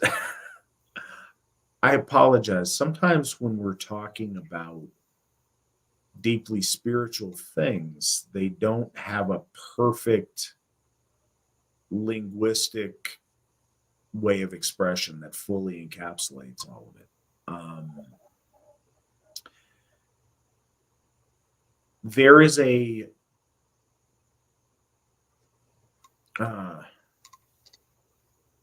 Liot side of ecstasy and a Merc side of ecstasy. There is a being overcome by emotion, but still being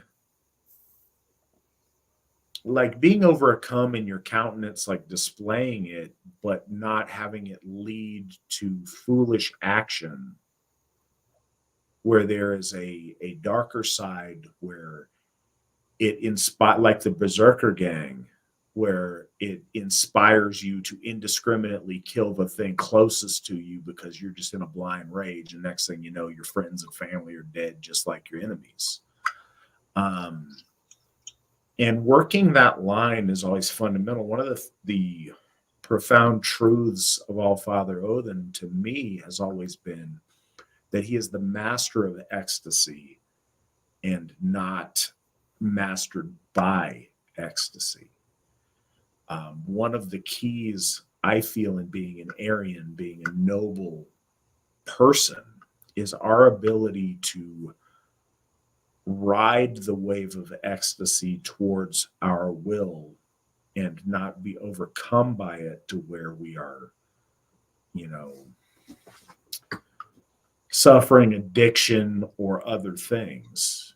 Being able to steer such a powerful force and master it, I think in a lot of ways is spoken to through the imagery of Odin with his two wolves, with Freki and Geri, these completely savage, devouring primal forces, sitting at bay as his pets under his control. The fact that, the vicious guard dogs, they don't bark at Odin. But I think those elements are really powerful tools to understand the All-Father a little bit better. And I think that they're brought out here and worth mentioning.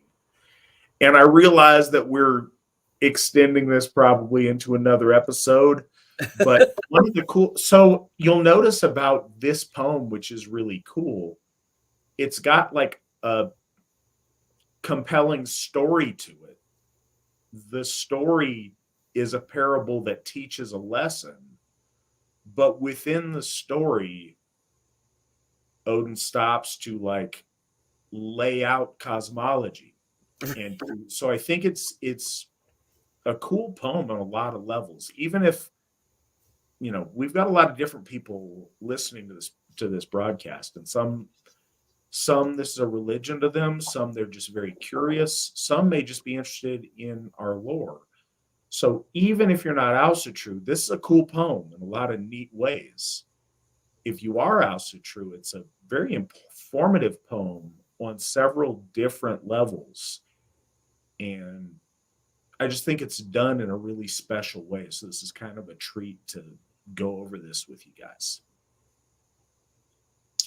But I have yapped enough. So, Svan, if you would like to continue our journey.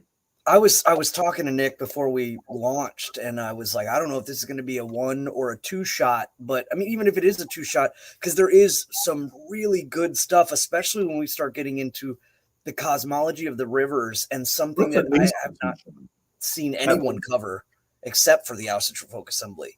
So when Svan says the Asatru Folk Assembly, he means Svan.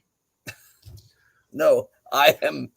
Not because it's some kind of pet idiosyncrasy. I just think that you have done more work with that than anybody else that I've known. You've taken the time to really look into that, and that's cool. And I think we benefit from that. Thank you. But also too, it is the hope to build bright fame for our church in the future, that our folk can gain from this knowledge and go with confidence in the knowledge of the lore, and to look at it and also not to state it as this is the only way, but this is the beginning way of which we can begin to understand lore as we go and evolve.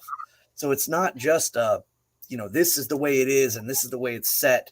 This is the inspirational starting point. There have been many before me, but this is where wanted to my own little add into the fire, if you will. Well, look what you did, Svan. So we were going to get back to the text. now I feel the need to wax philosophic here.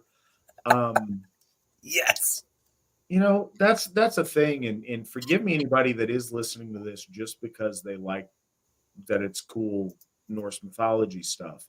Because it is that. But it's also so much more. And as priests of this, Svan and I need to, I don't know, take it to a different level and speak a little bit more about that. There is a tendency to,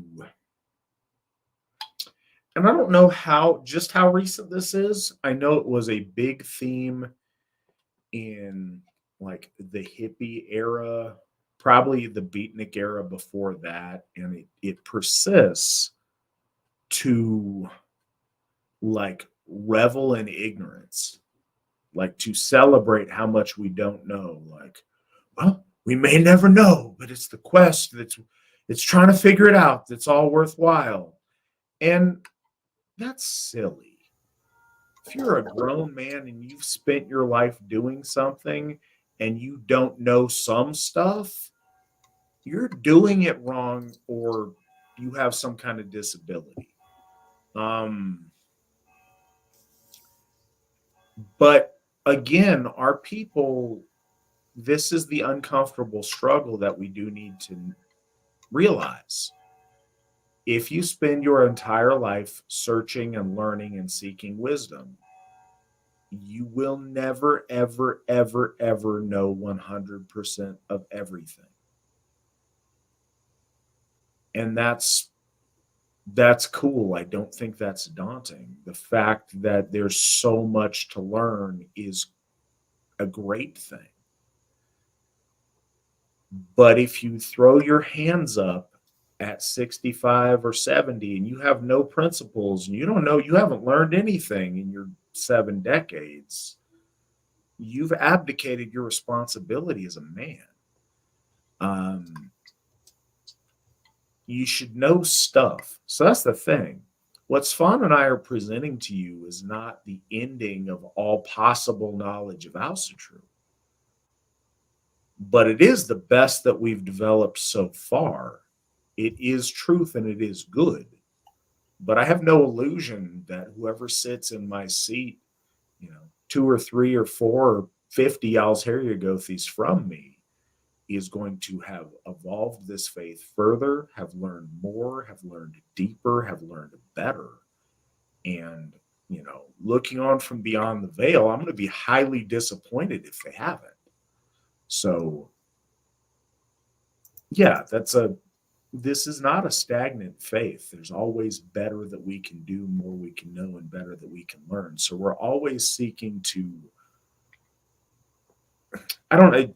our statisticians or mathematicians out there are going to understand this better, but there's like a curve that you never quite get to I realize my hand is off the screen, so you don't know what I'm doing over here.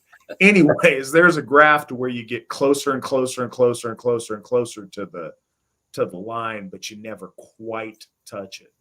And, that's what a lot of this is. You notice even in our lore, the father of our gods, the God of wisdom himself, seeks wisdom. He consistently seeks to learn, to know, and to grow. And I think that's an example to all of us. I'm done. We can go on. No, this is awesome. I love it because it's not just a grind of prose.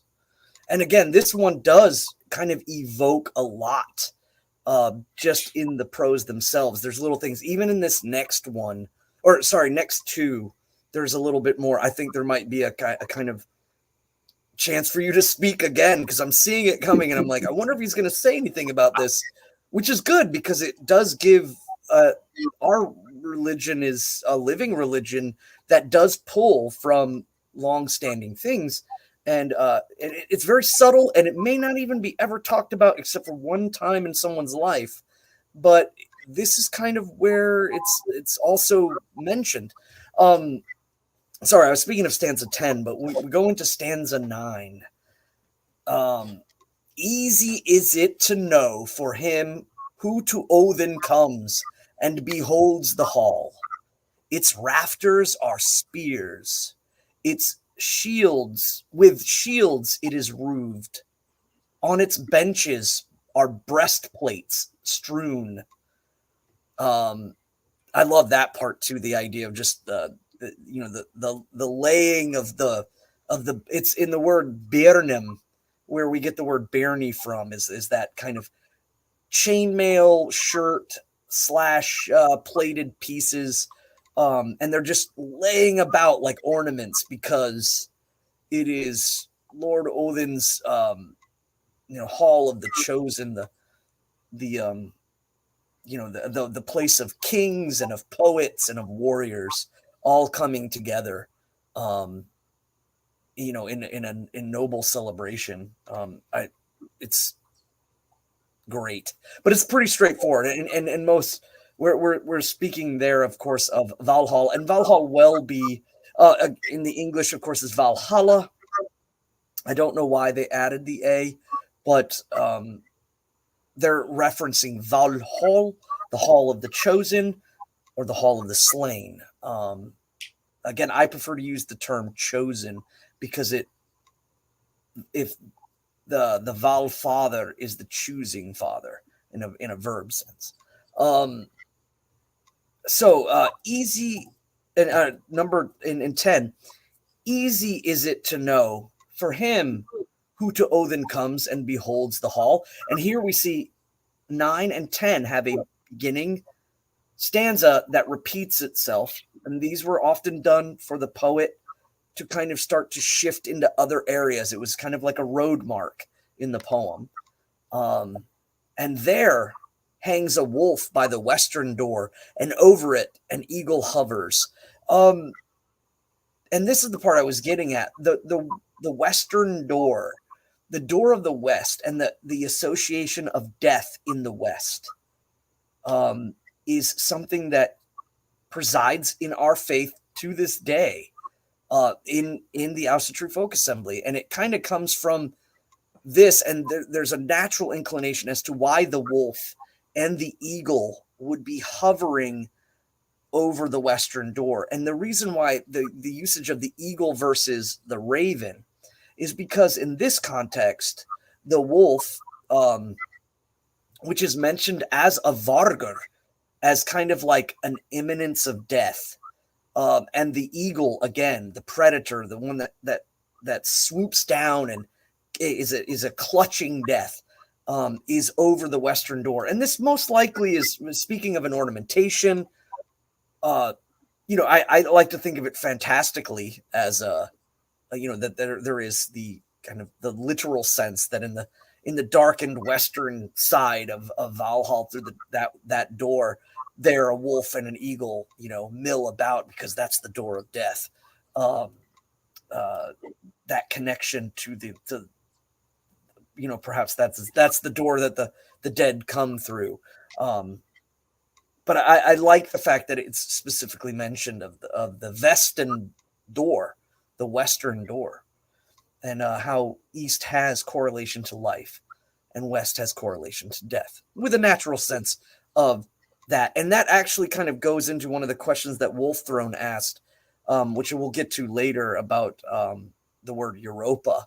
But it does have something to do with East and West. And it's, again, speculative. We could argue about it, but anyways, we're going to go into more of this. We'll get to that, Wolfthrone, if you're willing to stick around.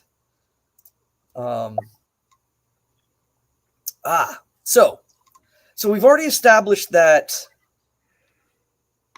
Lord Odin is speaking about the halls of the gods, but they're not quite within Ausgardr themselves, but in the surrounding areas, or even in this case, outside of Ausgard. Now, why, or outside of heaven, Himenya? Again, why is this done? This is reminding the poet where the divine elements in the stories, the divine gods, but they're, in the story sense, they're the elements, where they come from. And this, of course, alluding back to other poems. So, in particular, we have a reference to the story of the coming of Skadi amongst the gods. And here we have Hrauthung.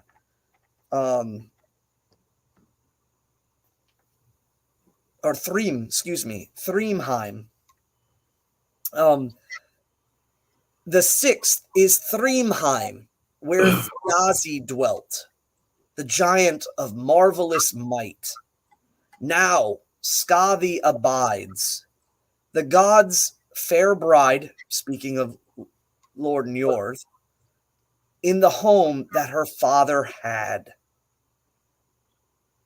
So Thrymheim means the home of cacophonous noise and or the of a clamoring or a crushing. And I have always taken this akin to, for me, Skadi is the Austvanir. She's not an Ausinjur. She's an Austvanir, and her domain, her dominion, is still connected through the Jotnar of the middle world, but she is aligned with the gods. Is that it's the clamoring place in the mountains where the glaciers are crushing and cracking their way down. I do believe that the story between Lady Skadi and Lord Njord, in particular about their marriage, is also the showing the divine aspect of a magnificent physical phenomena of the glacier movements to create rivers. And I think that they, even though we're speaking of it in a physical sense, this is the spiritual kind of greater sense of it. And what she aligns herself with is and her dominion is that power over the kind of the raw forces, the places of origin that slowly have to be broken off and shaped as they move so that they can enter into the world of men and be beneficial as opposed to primordial and dangerous and of the Jotnar. And she is kind of that steward of that wind power, that glacier power, that avalanche kind of sense. Especially for those who are like perhaps in Switzerland, I would definitely say having shrines to Skadi to ward off the treacheries of avalanches would be well suited. But it speaks again of the poem and the story of Thiazi, who is Skadi's father, who is killed by the gods. And then the gods in the story do not want to have war with his daughter, even though his daughter has shown up dressed for battle. And it then begins a whole nother story of poetic awesomeness that we'll definitely be covering that later. But that again is for the poet to remember. And so again, the god's fair bride, and it's here, Skir Brother Goda. That Goda is Lord Njord. And then we move to 12, which I find very interesting too, that it's the 12th verse. So there is a 7th. It is Breida Bleak. Baldur has there for himself a dwelling set in the land I know that lies so fair and from evil fate is free. Breida Bleak means the broad and glimmering.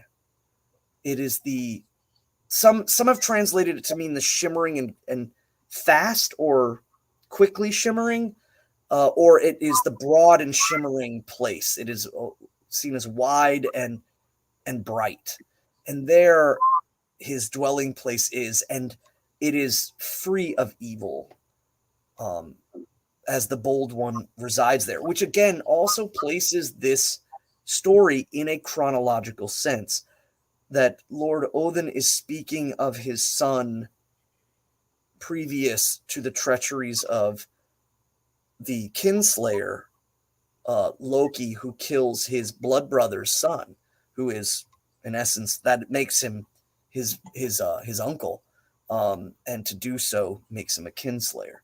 So this is kind of speaking of that. Breidablik, the broad and shining place. Next, we go into 13, and with 13, again, we see the word Himen, which means heaven, because heaven is a Germanic word. It is not a Semitic word. It is not in the original Aramaic Bible, or even in the Greek or Latin Bible. I believe they use Enumena, I think is the as their word. Himinbjörg is the 8th. And Heimdall there over men holds sway, it's said. And that's very important. Over men holds sway. In his well-built house does the warder of heaven the good mead gladly drink. So this places Heimdallr in between Ausgarður, the land of heaven, and the edge of what looks down upon man. That is why oftentimes we light a light right before, and this was a tradition that was started by Witan Young, was to light a light to show Lord Heimdall, because again, it is said he can see into the physical, into the middle realm as easily as he can see into the heavenly realm. And he projects that light of heavenliness of the gods in a prismatic way, that it is his that he is the bridge. And so we light a fire so that he may see that we are holding true to our troth and to our faith to the gods. And it is here that he sits and has connection over the world of men. And Himinbjörg is an interesting one. It's the heavenly mountains. And I think, again, this is an emphasizing of the idea that there is this edge of heaven, this place where the central place that is above, and that is by the way of mountainousness. It is the center place driven up by mountains. And, the Ljósálfheim is that kind of shining abode around the mountains that separate the top, and above that place is the residing lands, the kingdoms of the gods. And there, that's where the tree is, that's where the well is. And here on the edge of that place, there is the hall that is Himinbjörg. And I bring that up again because we've already spoken about the fact that some of the halls that are mentioned are not in Ausgarður proper. They are connected to, adjacent to, or some even far away. So I think it's a very big misconception for people to think that all of heaven is simply Ausgarður, the castle of the gods, and they're at the edge. I think it's very Marvel-esque, and that's why I'm trying to steer people away from that and think of things perhaps more in what I think our ancestors were thinking. It wasn't just some floating city. It's a layered place that has depth and meaning, and there's a reason why, like, it influenced Tolkien when he had the white tree in the center of the city. It's very much the kind of the same poeticness that I think speaks through in other mediums, but at the same time, other mediums get it completely wrong. So I want to try to lay that out in consideration. If there's other halls that are not in Ausgarður proper, but are on the edge, adjacent to, or even elsewhere, it is worth noting. But it is also worth noting that there are 12 of these mentioned, because again, the attainment towards 12, the attainment towards order, is important. So, Himinbjörg is covered. 14, the 9th, is Folkvangr, where Freya decrees who shall have seats in the hall. The half of the dead each day does she choose, and half does Odin have. So, a couple of things that's worth noting is that the story about the Holy Freya, placing that upon Lord Odin was a deterrent. the idea was, you want to start a war between two brothers. Okay, I'll do it if I get to choose when I want half the dead. And the idea is that there's no way he's going to allow this. But the desire for that war, again, in the story, the caveat of that story is that what makes it so cool is that, yes, even despite the fact that he would absolutely not do this, and she was banking that he wouldn't so that she didn't have to start the war, he did. And so this part of our lore, I think, creates a misconception that Lady Freya automatically chooses in front, but instead it's that she has the dominion to choose in front. It's a subtle difference. It's not that she just does get the first half. Oh, we've hit the 50% mark. Okay, now it's your turn. It's not like that. It's that she now has the dominion and the power to step in front of someone, the Lord of the Dryton of War. And that's the whole caveat of the story that I think a lot of people lose and forget about. And so they think it very literally, again, that Lady Freya just gets the 50%, and then after that, it's Lord Odin. No, it's that her ability to step in front of, to choose a throne that she wish. And here it's stated, half of the dead each day does she choose, and half does Odin have. So that's kind of again, everybody that is in Folkvangr is the chosen that she has decreed for herself. And again, it alludes to another story just as much as Thrymheim with Skadi, and all of that is the reasoning why the poet needs to learn all this. And Folkvangr means field of the folk, or in essence, the court of the folk. A lot of people think like a field, like just a square. No, the field as in like the courtyard or the court of a castle or a building. It is the great court of Holy Freya. In 15, we move to Gritnir, the shining place. So a 10th is Gritnir. Its pillars are gold, and its roof with silver is set. The most of his days does Forseti dwell, and sets all strife at an end. Of course, speaking about the holy house, Forseti, he is the stiller of strife, the lord of law, and the nobility of the folk to be able to govern themselves outside of barbarism. Again, the argument is, obviously the stories, and by the Nordic standing point, Lord Forseti is the son of Baldur and Nanna, and I find it truly interesting if you look at Baldur and Nanna as the soul and the bright soul of the folk, and the devotion and the piety of the folk creates order, and that exemplifies through Forseti. Some folks have argued that this is a synchronization of the Frisian. Lord Forseti was seen as the kind of patron lord of the Frisians, or the Netherlands, the Dutch. But the synchronization is so it's seamless in the sense that I don't ever see it as being super jarring. And yet the connection between those two lands is great, but I don't know if that's. I think it's an easy explanation that people are searching for.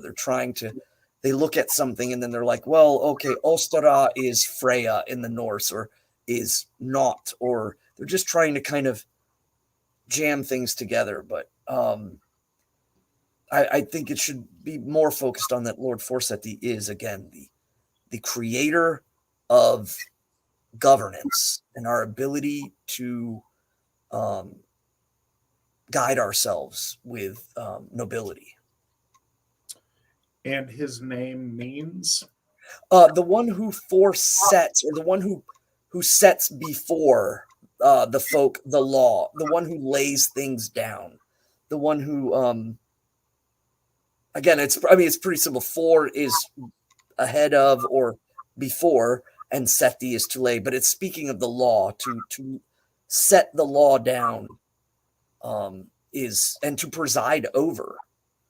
The one who presides over, in this case, mainly speaking of the legality, is Lord Forseti, the one who presides or sets the law. Good deal.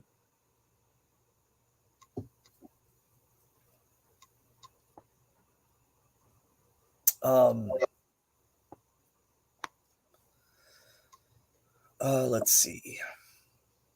Yeah, and it's very scant when you look at Bellows' notes about Lord Forseti. But thankfully, again, scholars don't get a great amount of religious insight or ideas when they place out. They're just looking at the minutia.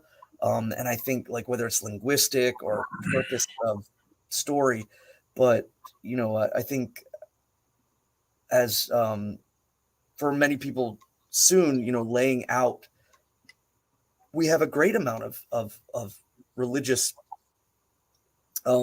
substance towards Lord Forseti, just like many of all the gods that I think we're going to be opening temples to, and I hope people are ready and willing to learn more about that as we go, and in absence to what of a lot of people don't, especially like on the internet, those pesky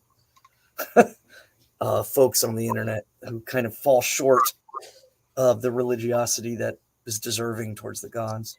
They're 1/3 of the way towards Forseti's Hof. Yes.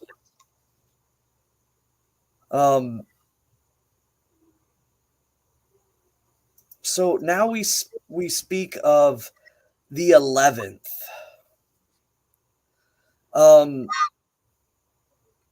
So verse 16, the 11th is Noatun.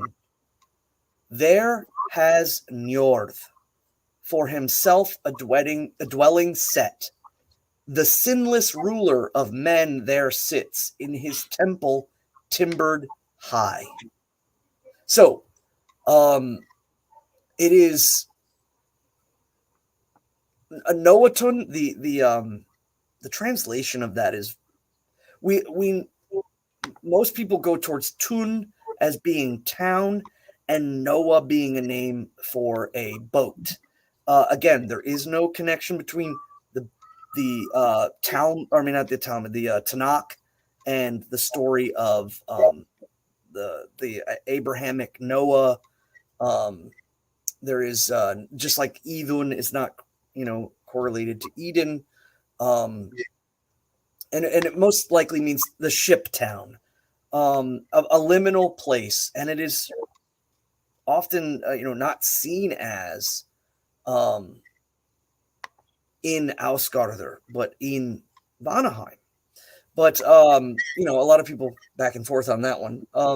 But I like the fact that he's referred to again as the sinless, or he lacks evil, he lacks ill, he is of the goodest of the gods, in the sense that you find no sense of malice, and his hand is ever giving, smile is ever bright. And I wrote a lot of that at the mural in Njord's Hof, kind of alluding specifically to this stanza and what it kind of also poetically made me feel about Lord Njord.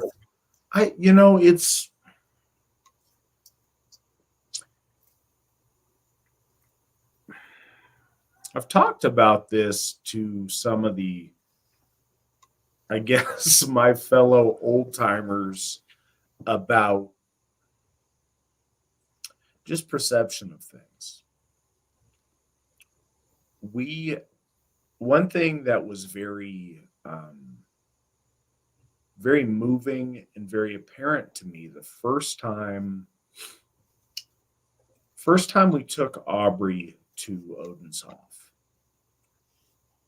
and I watched my daughter playing in the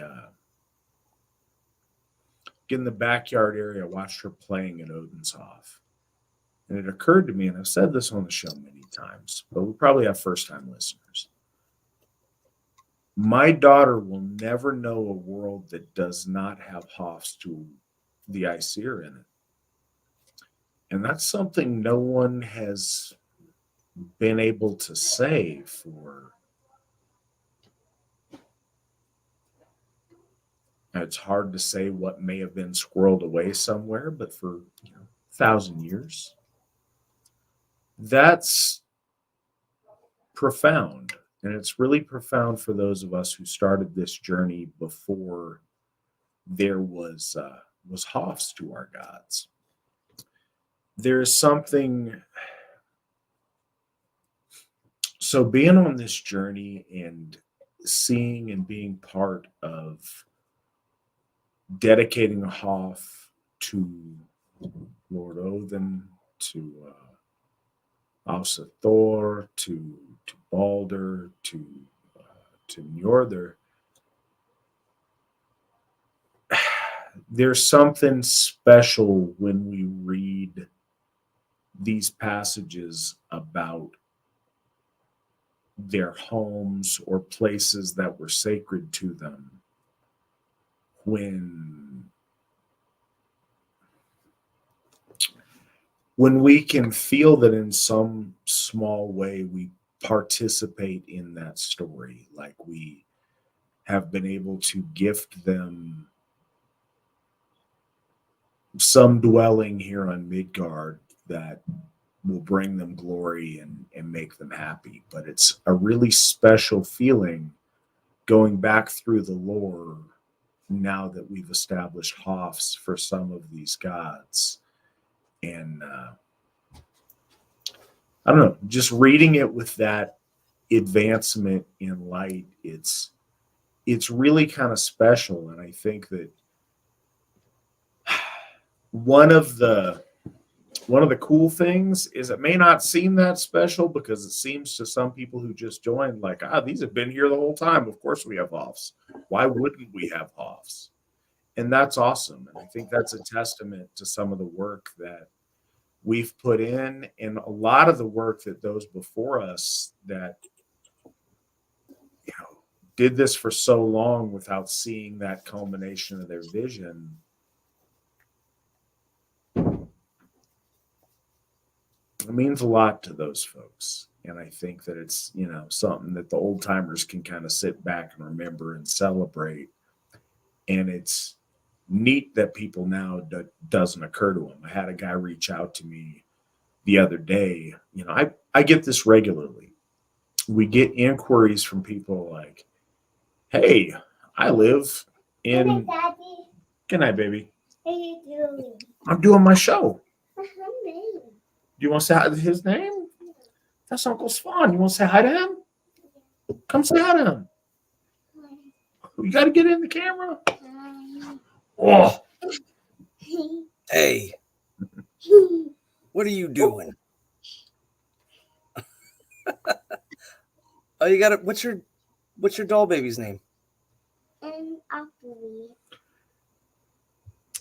She's not creative when it comes to naming her stuff. What? I didn't hear it though.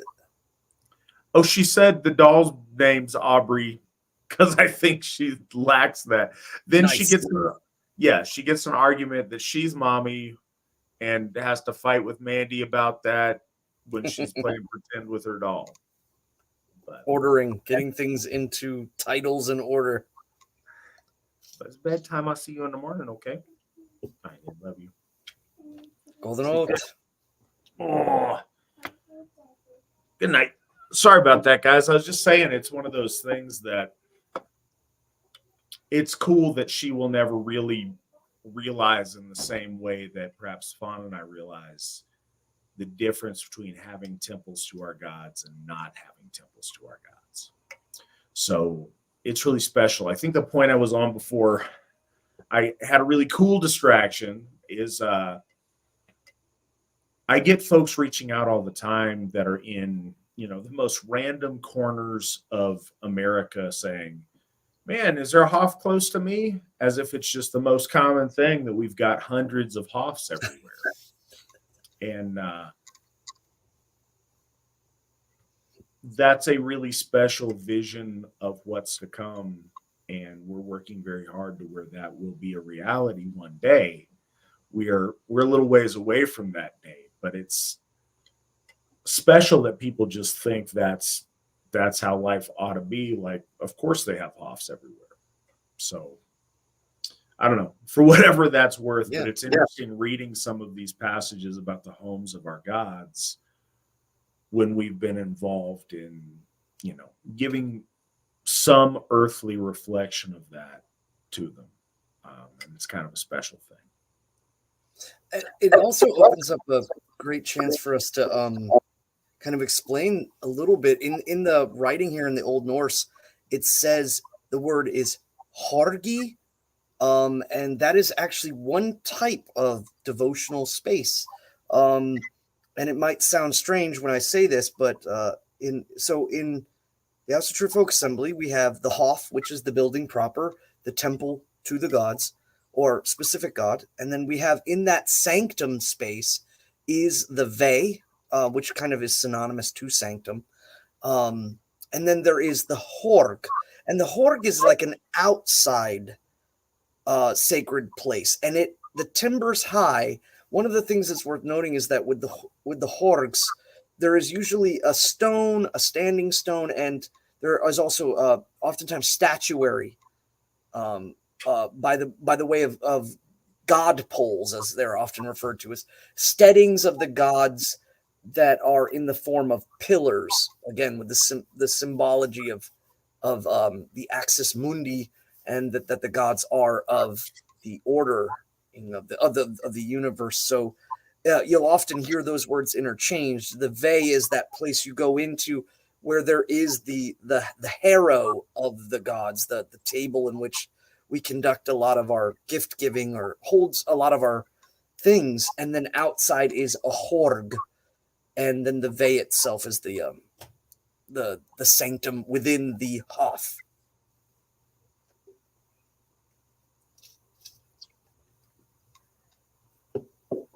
A lot of good questions coming in, but I know we gotta press on. I don't know if you want to find a stopping point like we were doing with the Halvamal. Yeah, we're looking. I'm letting it go for about a half an hour. I was looking at 9 o'clock here on the West Coast is when I was going to kind of stop the text and clean up any questions that we have. Okay. Yeah, and I just want to let people, I know there's great questions coming in, and letting them have an idea of when we're gonna start hitting them. There's all right questions. We'll see how great they are when we get to. I have some that are definitely. No, I'm just being a jerk. There's some cool questions, and there's certainly some questions that involve some linguistics. Okay, so the next we have is verse 17. And it speaks again of the land in which dwells one of the most, I think, enigmatic aus of our faith, as he is the alignment of correct universal action, or the action in which the natural law of the universe and the cosmic order, and he is ultimately the karma and the vengeance that returns. Filled with growing trees and high-standing grass. It is Vidhar's land. And this is a play on, if you see the word Vid, it means wide, but it means particularly far away from in its wideness. It is not connected. That there is it's an expanse. And I think that's ultimately the connection here is. And the way our ancestors, seeing this is that there is this land. It may not be in Ausgarder. It may not be in him, in Himenya. It is somewhere, a place far away from things. And there he waits. and it waits to enact his karmic goal against chaos. And that is Vidar. But there did the sun from his steed leap down, when his father he fain would avenge. Now, poetically, we've already talked about the idea. This is again teaching the poet, but from a story sense, it's lending that Lord Odin knows not only of his doom, but also of his avenger, and that is kind of cool too. I sitting back and thinking of this, but again, the stanzas are very choppy, and I think that they were placed in with very little regard, but more of a sense of, again, anchoring points for the poet. Here's a little bit of lore that I really, really like. And it confuses people because it's not a place. In verse 18, we immediately start getting some lore dropped, but it's like, wait a minute. Is this a land? Is this a place? But it is not. It is a place, but there are people in this place that make this place very, very unique. And this is, again, Lord Odin showing, where he's from, and that very few people know it.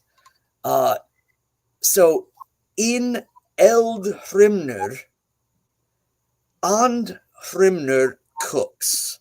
So first off, the word eld means fire, and Hrimnir is kind of, again, that sooty edge on the edge of a pot. And it is the cauldron that feeds a specific people, and it is guarded by And Hrimnir. He is sooty faced, and I love And Hrimnir. I'm actually working on a project because I attained an item from a certain cook in the AFA. As weird would have it, it ended up in my hands, and so I'm working on some stuff to give it back to him, but it will be decorated with runes and story of, or alluding to Andhrimnir, the cook. And if anybody's wondering, this is the cook in Valhall. So this is what we're referring to at this point, is in the next two stanzas. The cauldron that resides there, the cook that stands over it. Then there is Hrimnir. And this is a really interesting one. I guess crust. But whenever we see the word like Aldhrimnir is sooty, because it's the collecting of fire, and so that makes it soot. And Andhrimnir is again alluding to the fact that the cook is standing over the cauldron. But then the usage of this one, Saihrimnir, is the ocean collection, or the froth, if you will. Seething flesh, the best of food, but few men know on what fare the warriors feast. And again, in the Old Norse, if you're following it, it is said Einherjar. And Saihrimnir is the boar that feasts or gives flesh to the Einherjar. So the feasting on pork from the sacred boar. I don't know much. I've always kind of alluded to the idea that perhaps it was an everlasting gift, like a golden goose from the Vanir, because of their connection to especially animals that do represent the fruitfulness of the earth, being, swine.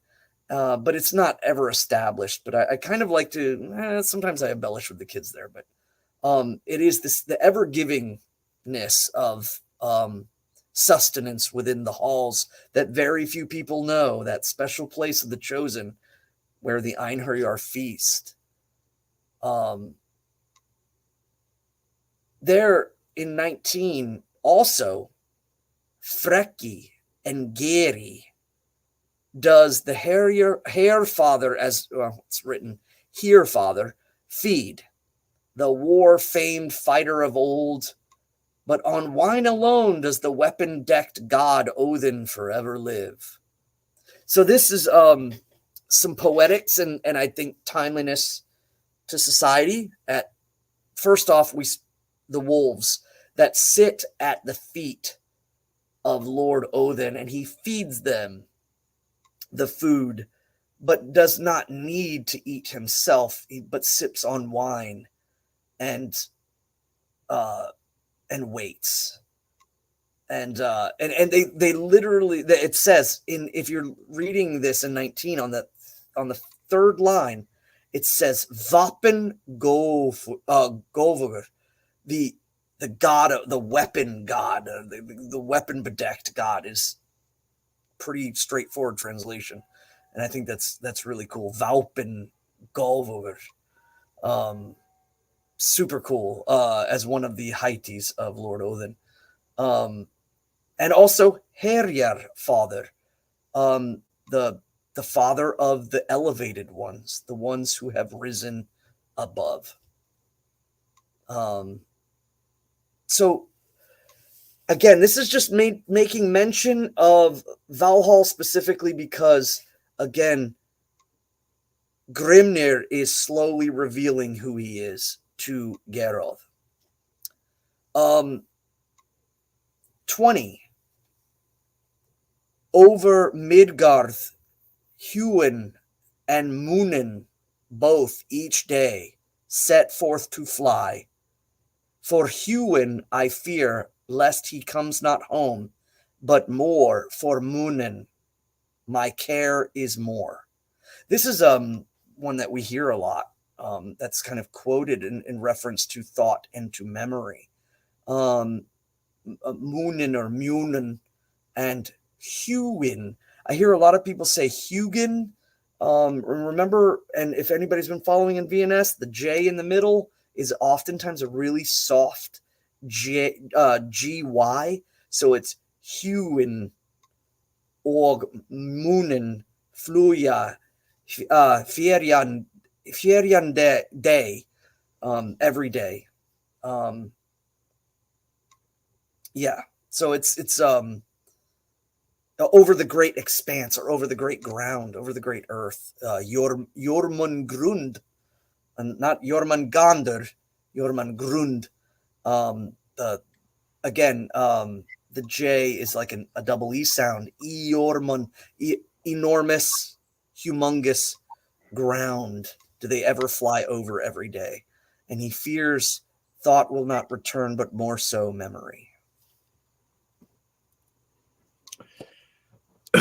I've mentioned that before, but I think that's that's interesting in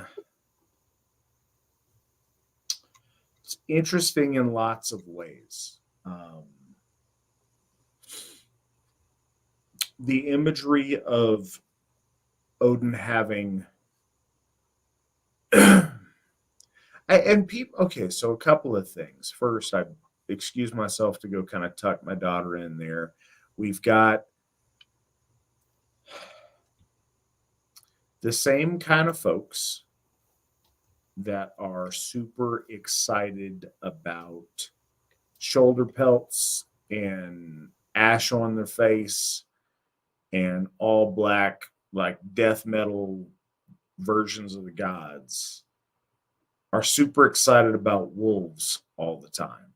There's cool things about wolves, and I'm not like disparaging the species, but in our lore, very often they are used as sources of destruction for the gods, trying to devour the sun and the moon and the All-Father himself. They are ravenous, devouring. The fact that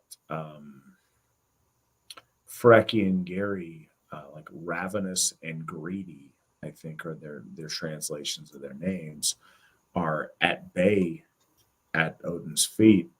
And then he has both thought and memory that he sends out over the world.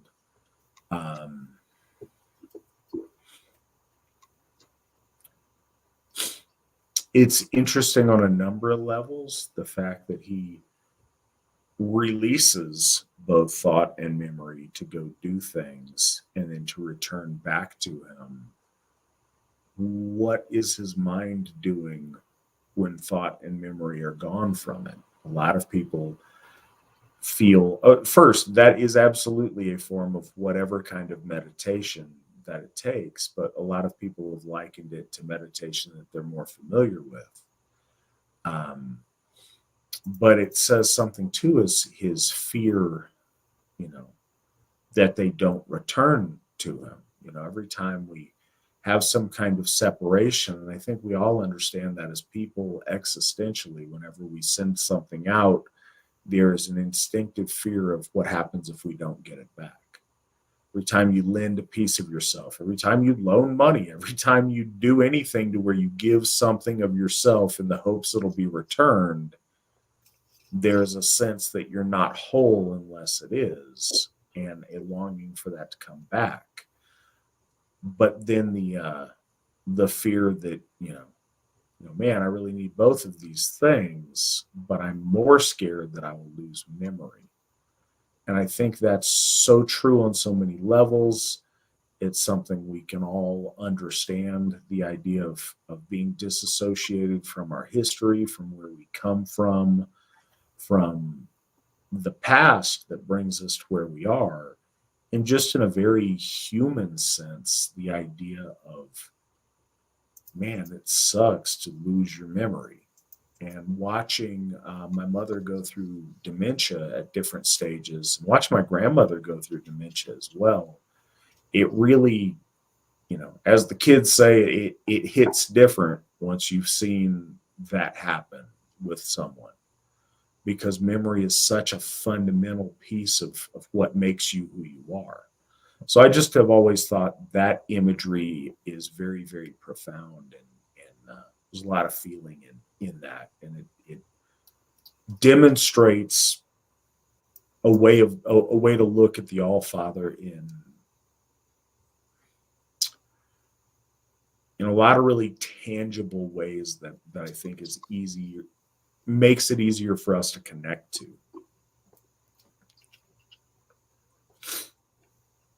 I wanted to bring up too, Nick hit it out the park. I don't know if he sourced it on the chat on YouTube, but Nick definitely hit it. Grimnir, the pork, is sea crusted, which is the poetic word of saying salted. So his name means salted pork. It's in it. I think you hit the nail on the head there, Nick. That was fantastic. I don't know if and again, Bellows says the blackened, but Sai is sea, and Hrimnur is the the collecting of whatever is before it. So I think that's awesome. I'm gonna definitely look into that and see where maybe they got the idea of the word black, or where Bellows says it's the blackened, like as in blackened by the fire. Because I don't think that fits at all. And Bellows doesn't always, get it perfect, but I think yours, Nick, is definitely more in the power of the poetics in the way that it would be, placed out. Ooh. So, go ahead.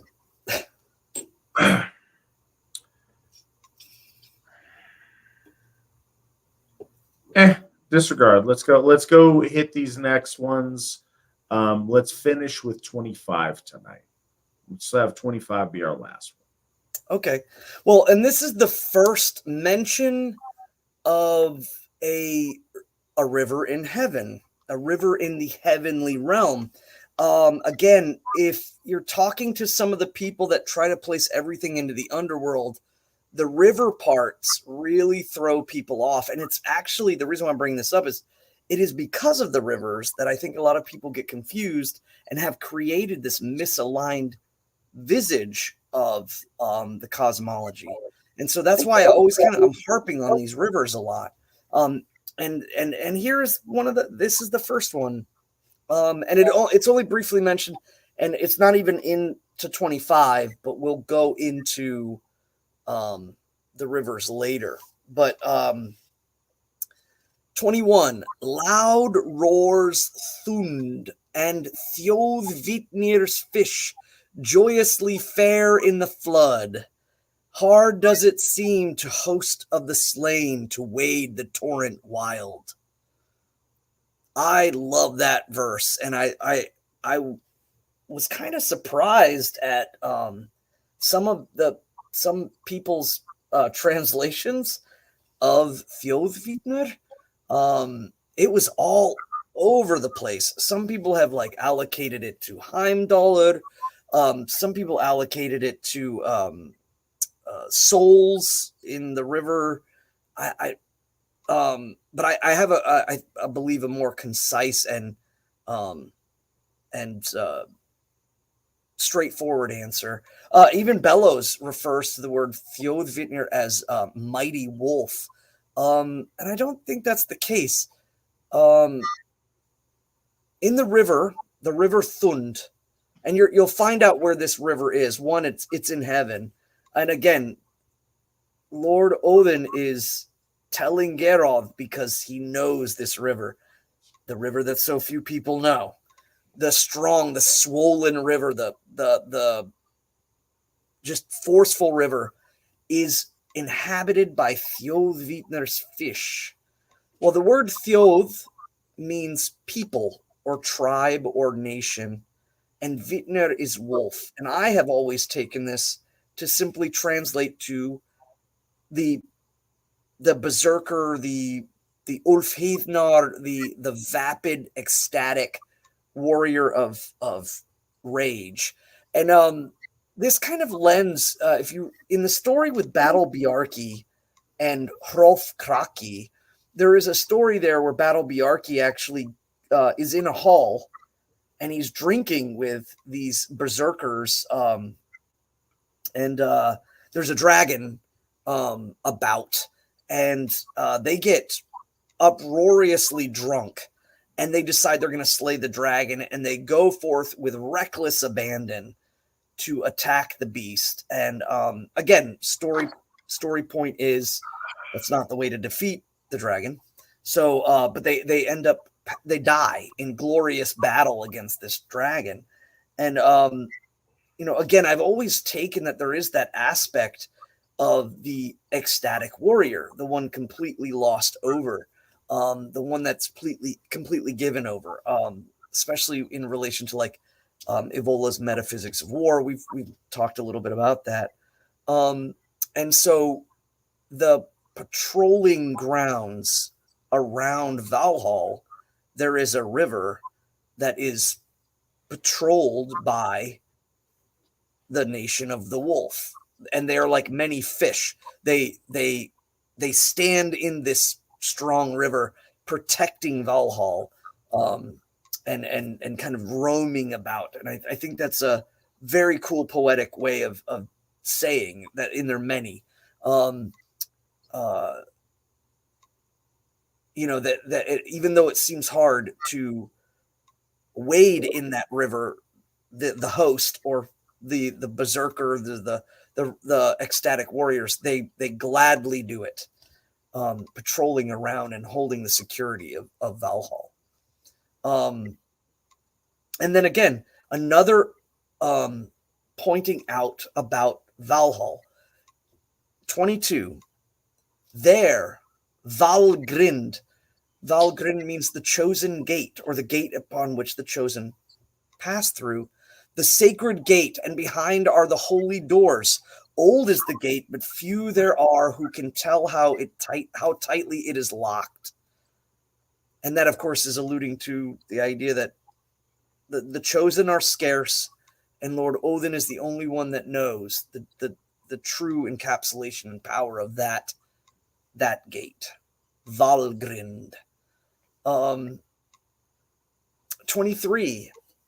500 doors, and 40 there are. I ween in Valhall's walls. So again, 540 doors I see in this hall. And now he reveals he is speaking about Valhall, but he starts off by saying the river, one of the great rivers that flows through heaven, flows around Valhall, and in it are the berserkers, the Ulfhidnar, the ecstatic warriors, and then there is the gate, the great portcullis, and there is, it's only few know how to get through it. And then finally he reveals that it is the great and mighty hall, Valhall. 800 fighters through one door fare, when to war with the wolf they go. So I know some people have done the math to say, and kind of go in a sense of like, does that mean that there's a set amount of people that are allowed into Valhall? I think that's when you start getting into more of the messianic worship way of thinking. I think that the grandioseness of this is the point, that 800 men could travel through the gate alone, and that the vast magnitude of the host of the Einherjar is what's really trying to be portrayed here. Not the grinding on the numbers, if you will. It's a kind of, I don't know, I can't remember which Christian denomination says there's like a set number of people. Yeah, Nick crunched the numbers. No, if you're Jehovah's Witness, there's only 144,000 that make it into heaven, but we got 432,000 that get to make it on our side.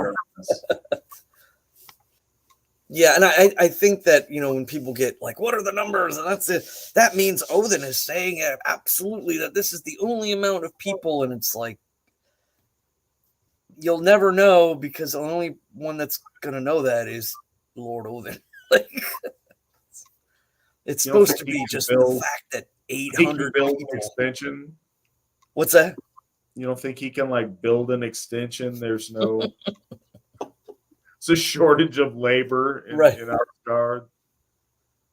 Well, and again, too, when getting in with some of the discussions that we had with the Gothar about the halls being in the internal of the gods, that the halls are that your soul, or the soul that goes into Valhall, is in essence entering Lord Odin. It's the hall and Lord Odin are one, and that this is the attainment of the might in order to fight against chaos, and that's by entering into Lord Odin, into his hall with great might and glory, and that's part of the purpose of it. But that's just an interesting thing too, is to think about the halls being also kind of extensions of the gods themselves, or that is them, and that the symbology of them is more important. Why the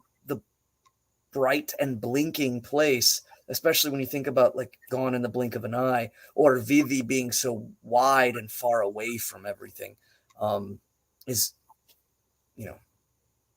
interesting. So something I think is worth reiterating here, or restating.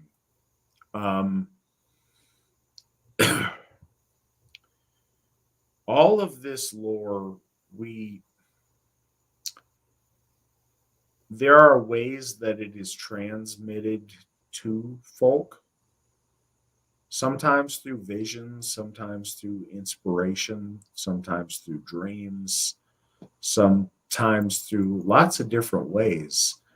But our lore is an attempt for us to better understand our gods. Our lore is subject to the gods. Our gods are not subject to our lore. And I think that unconsciously sometimes, or better way to put it, we need to always be vigilant to adjust our thinking to where we don't fall in that trap. Up to this point, most of the things that we find written as explanations for or examinations of our lore are scholars of religious anthropology and are not the pious writings of religious Asatru. So and it's very easy, all of us are affected by this. That's the lens that they examined our lore through. It's a challenge to then reinterpret that examination through the lens of piety. Our gods are gods. Odin can welcome exactly how many people he wants to welcome into his hall, and he can exclude exactly the people he wants to exclude for whatever criteria that he wants. He is Odin. When we get caught up in our heads trying to force, we do the best to make stick figures that represent the gods. It's silly to try to force the gods to be limited to be stick figures. And I think that another way to put it is we want to reach up to better understand our gods as opposed to pull our gods down to us to better understand them. The idea is we want to get closer to the gods, but we do that by ascending, not by trying to bring them down or lower them.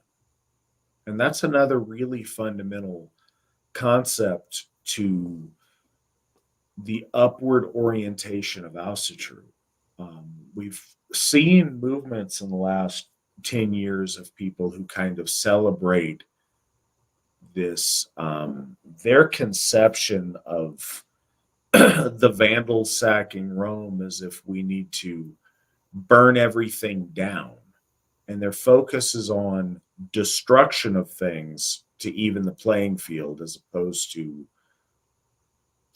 acceleration and their own greatness evening the playing field. Any conception of how to even a playing field or make your relative value to others more can go one of two ways. You can make yourself amazing, or you can hurt everybody else to make them less. And our focus is to excel and make ourselves great as opposed to tear everybody else down to our level of inadequacy. No, we want to do more. We want to be more. We want to ascend. So we want to move ourselves closer to our gods. What we never want to do is diminish their glory to help us understand them better by making them less or portraying them as less or trivializing them. So it's important when we look at our lore to have that in mind.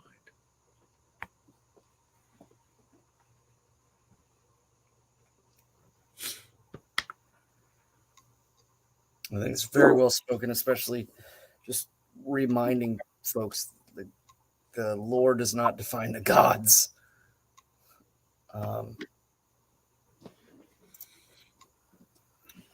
So let's see here. There's another. I find this one kind of funny. It's basically like it would be like someone saying like, my house has the view of the Grand Canyon from it, or my house has the view of the Eiffel Tower, or something, because the context, even though a lot of scholars believe that this was interjected in, I find it kind of funny and cool that basically what he's saying is that from my home, I can see another home that very few people know of, and it's in heaven.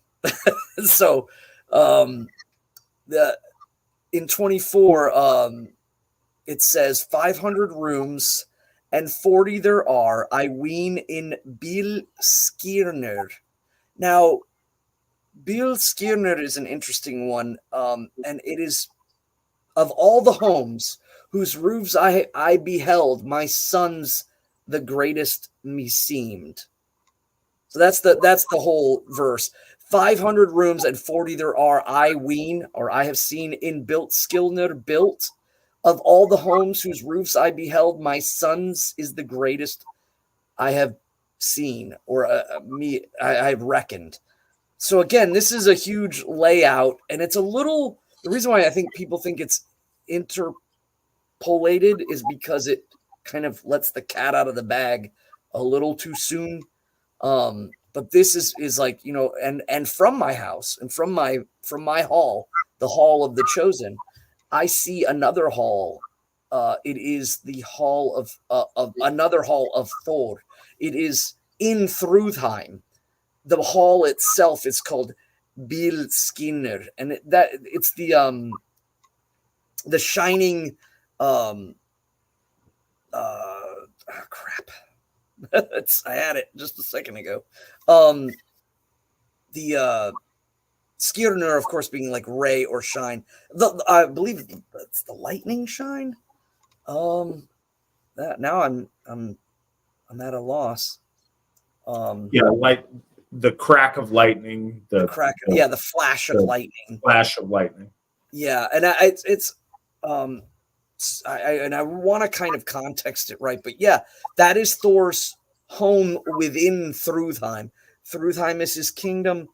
Bilskirnir is his hall, and Lord Odin is saying, from my back door, I can see a hall, my son's hall, Bilskirnir. It was built, and I can see it, and so that's just, again, is that Garo this should by now know who this is. And again, too, it also kind of gives context, perhaps, in the idea that there are the halls near each other, again, laying out cosmology for our ancestors to understand and have a better relation and orientation. The lore, you know, is a reflection of the gods.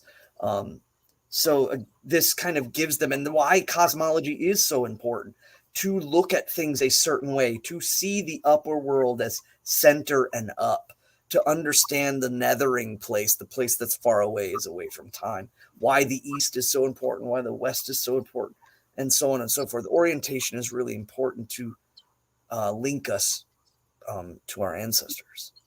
But then he goes back, and this is another reason why it's considered an interpolation, because then it goes back to Valhall. But I don't think it's too far out, because he's basically saying, like, from my window, I can see this. And 25, Hrauthung.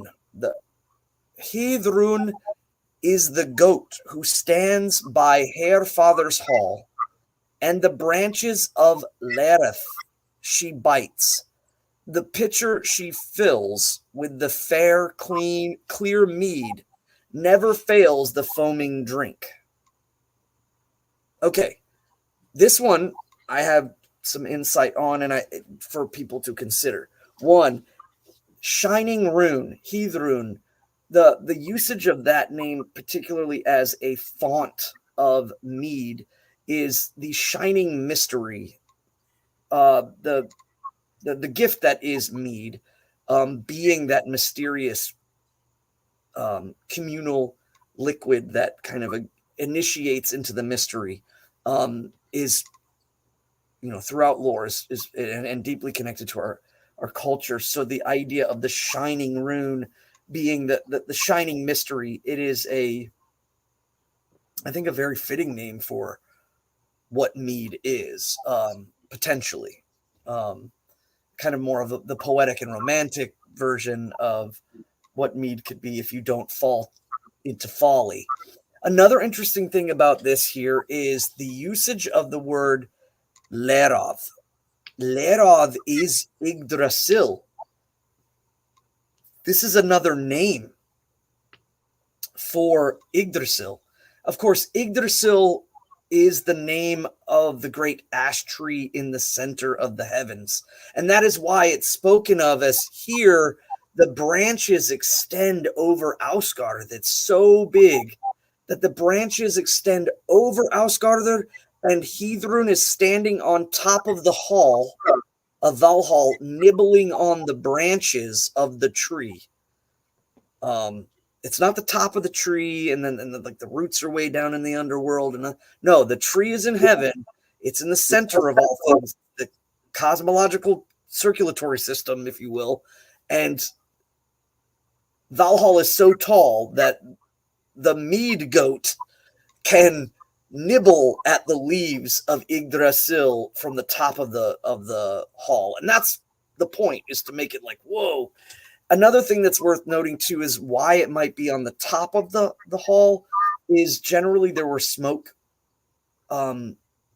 grooves in which the smoke and fire would be able to be released from the halls, and that was a place of dripping of rain. And so in essence, it's like, instead of it raining water in through the smokestack of the hall, nope, it comes from Hrauthung, the magical goat that is just, it's not water, it's mead, literally dripping from the ceiling. And the pitchers, she fills with fair, clean mead and never fails the foaming drink. So, I mean, again, the magic of that is very, very important, and the way it's placed and understanding, like Yggdrasil's rooting itself in heaven and expands over Ausgarder, and it like Ausgarder like lives in the shade of the tree, and so tall is Valhall that Hrauthung can nibble at the leaves.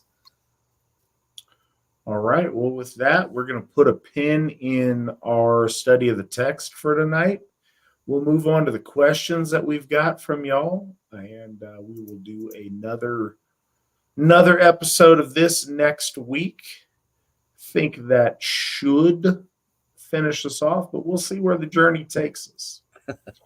In the meantime, the Wolf Throne asks, do you guys have anything special planned for the 100th episode of Victory Never Sleeps? Got some ideas, but stay tuned. I believe that's going to be on June?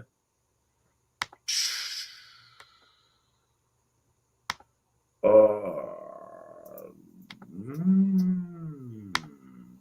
don't know. I got a math, so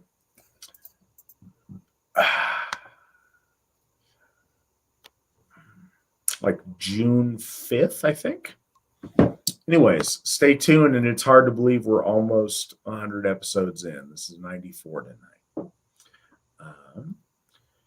John H. says, I've identified some practitioners of the Norse pantheon in my neighborhood, and I have lightly told them about our North Carolina Hoff. Am I allowed to bring them to see if they like it? General answer is sure, of course you can. Of course you can in general. What you ought to do, though, is reach out to Witan Daniel Young, dyoung@runestone.org, and, let him know. What we like to do, if we know we have guests showing up, and this doesn't, have to be intrusive at all. If we know their names, we like to run them through a sex offender check just to make sure they're safe for families and whatnot. If we know they're coming, that's great. You can certainly bring them. I think that some fundamentals, if they are interested in being members, or if you are interested in them becoming members, is that they meet the basic criteria of that, being that they're heterosexual white folks. If that is the case, then yeah, bring them by. That's awesome. We would love to have more people visit our Hofs. They are certainly open to have people come visit and check them out. We don't always have people there, so if you want to do it, it's good to get with the folk builder in the area so that somebody can let you guys in and show you stuff, or better yet, so that you can arrange to do that at one of our holy tides where we have people there. Wolf Throne says, Svan, you mentioned Europe being a Semitic word. I'd never heard of this before, so I tried looking into it and found that it's just one of several hypotheses by scholars, and that the origin of the word is unclear. I always thought it was a Greek word. Can you touch more on this? Yeah. So I'm of the mindset that the inclination that languages oftentimes don't just completely rename, but kind of change or shift names, especially ones that come outside of their sphere. And yeah, so the theory is that Europa comes from an Akkadian word, Erebu, which means to set in the west or to set westernly, and it is a theory because again the Europa and from the Greek sense meaning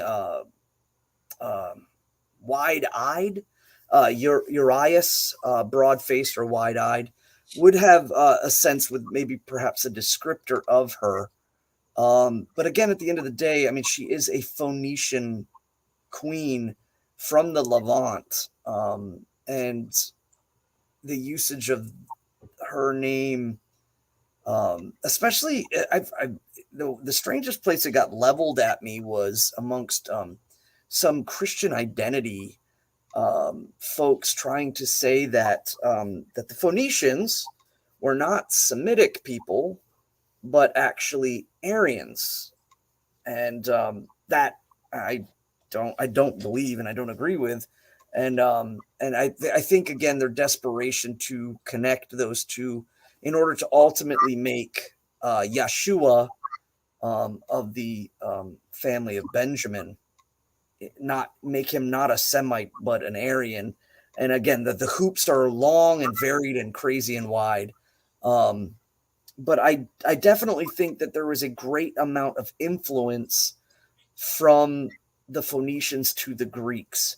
And I was just discussing this recently because like one of the strangest things I found about was like the Etruscans not being entirely of Aryan stock, and that their language doesn't originate in an Aryan sense, but yet they did structure the religion like they're the surrounding Aryan folk, and they did start to formulate their imagery and religiosity. I think they blended, and I think the Greeks and the Phoenicians eventually blended heavily there. And that at that time, especially with them moving, westward. So I never really liked the term, just as the possibility of it being an Akkadian name.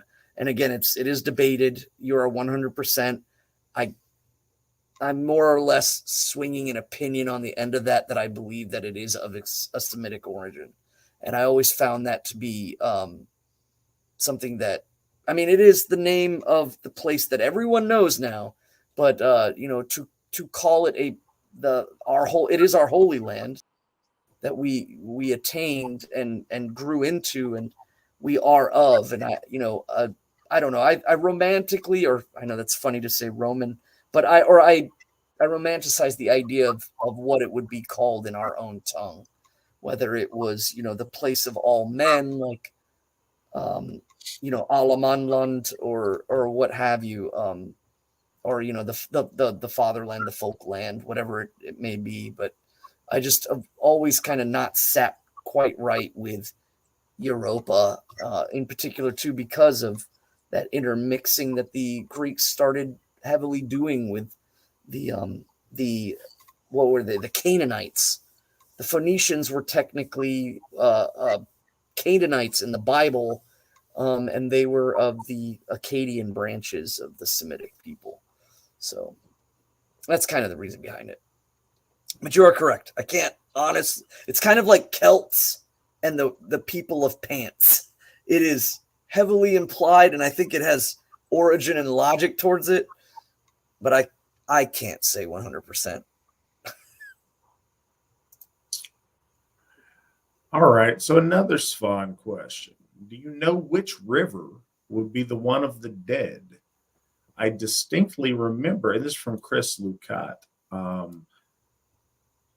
distinctly remember a frozen river in my near-death dream. Ooh. Yes. So me and Chris got a chance to talk. So for those that are listening, he had a very near death experience, and I think that he was, I don't know if it's a blessing, but given glimpse of a point of turnaround, if you will. So the River of the Dead, the closest that we have, and they are mentioned in the Grimnismál when we talk about them. There is technically two rivers, though I think the distinction between the two is irrelevant. So there are rivers in the nethering world, the nether hell, and they are stemming from Verjelmer, the well, and they are called the Alvigar. Now, this is just a long roundabout way of saying that there's many rivers that flow out of this well, and two of them specifically are mentioned when crossing the bridge that crosses over these rivers into the world where beyond the veil, beyond the veil of Helheim's gates, where the folk souls where is residing and where the soul of our people go. The first one, and remember too, the bridge is the most important. You want the bridge.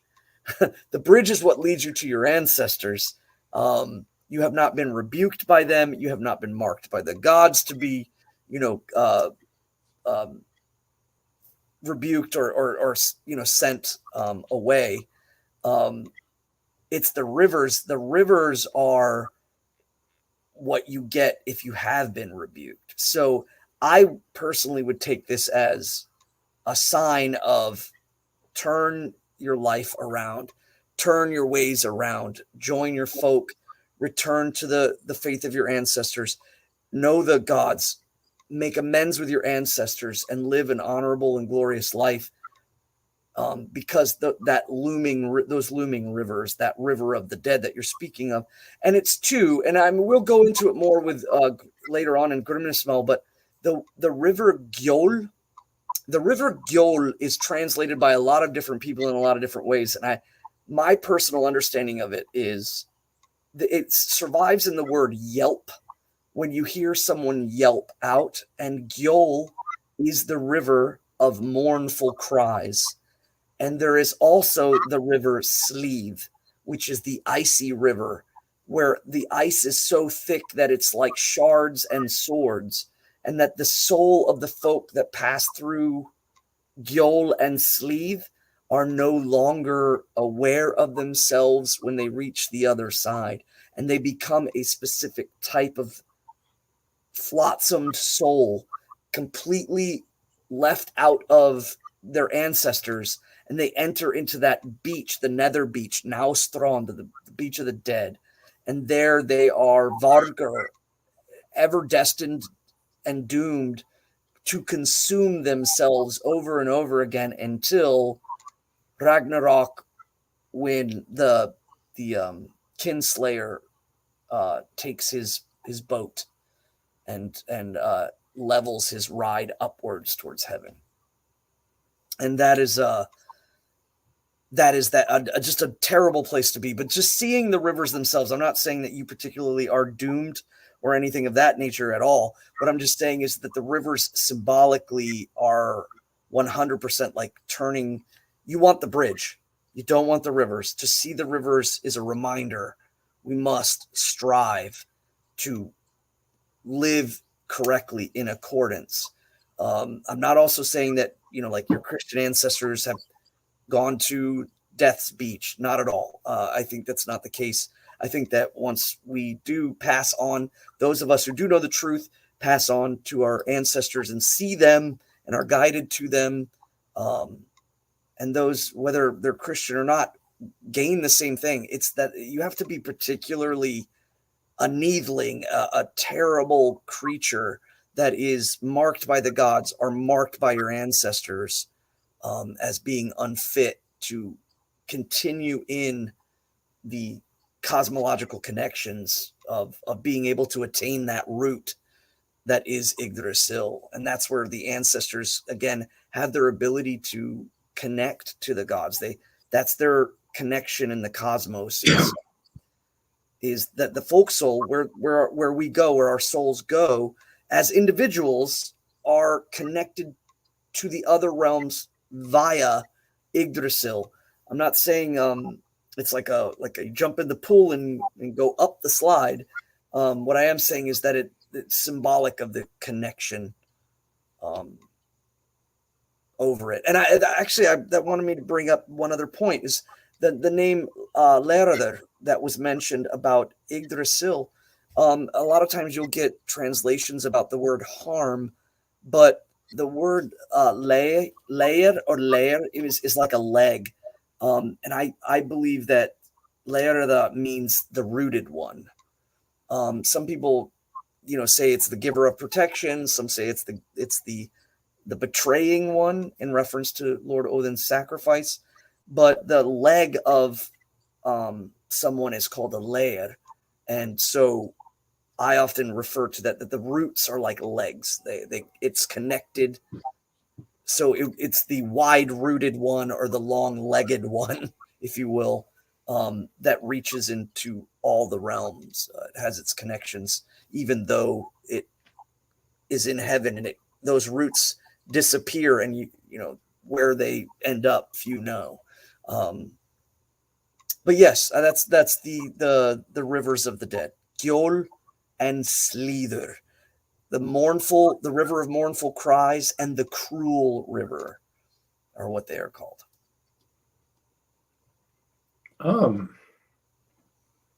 The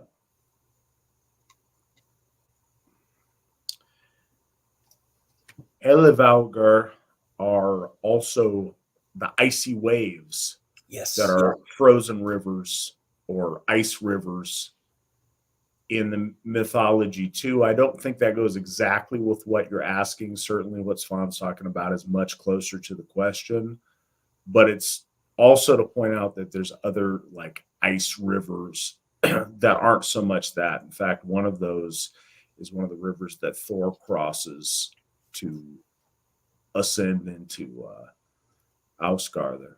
Yeah, the one of the 11 rivers of heaven. Actually, it's two rivers. It's Kormt and Ormt, and that's again when we go into the rivers of heaven and the Midgard and the under. But the Alvegard, the reason why those two specifically is because it's mentioned that the bridge in Helgard crosses over these rivers. The bridge itself that brings you to your ancestors, that threshold where Mordguth, the Jotuness that is the defender of the bridge, she's the one that says you must take the path below and walk down to the banks of those river and cross through them without a bridge, or you gain the bridge if you gain your ancestors. So that's why those two specifically. Yeah, no, absolutely. And it's so a big part of that idea for folks that do end up on the strand is disillusion of the soul. And it talks about how that river in particular goes through like the valleys of venom. Venom is what's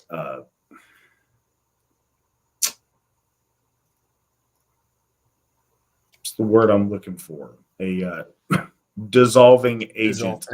Yeah. No, there's a better word, but yeah, it's the idea of that disillusion. But that's one of those interesting things. Visions of that are kind of a cool heads up. Doing that doesn't indicate that's one of the big concepts in our faith that I think is important to make note of.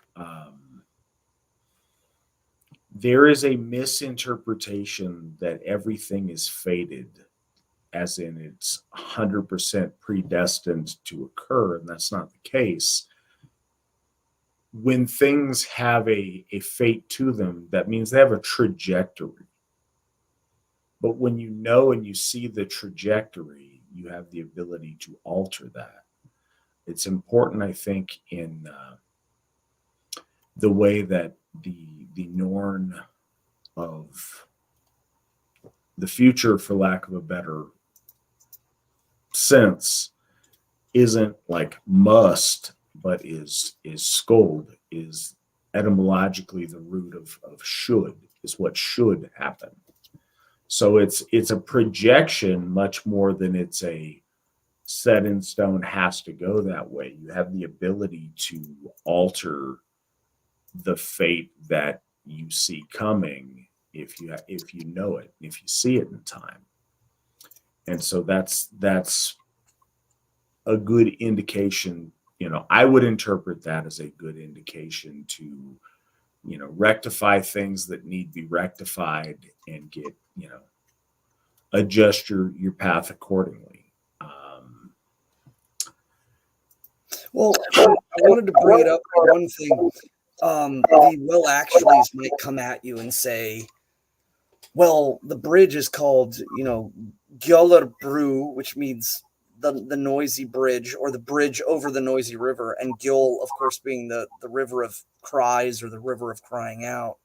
So the bridge goes over Gjöll. So there's only one river, and it's Gjöll, and that is correct.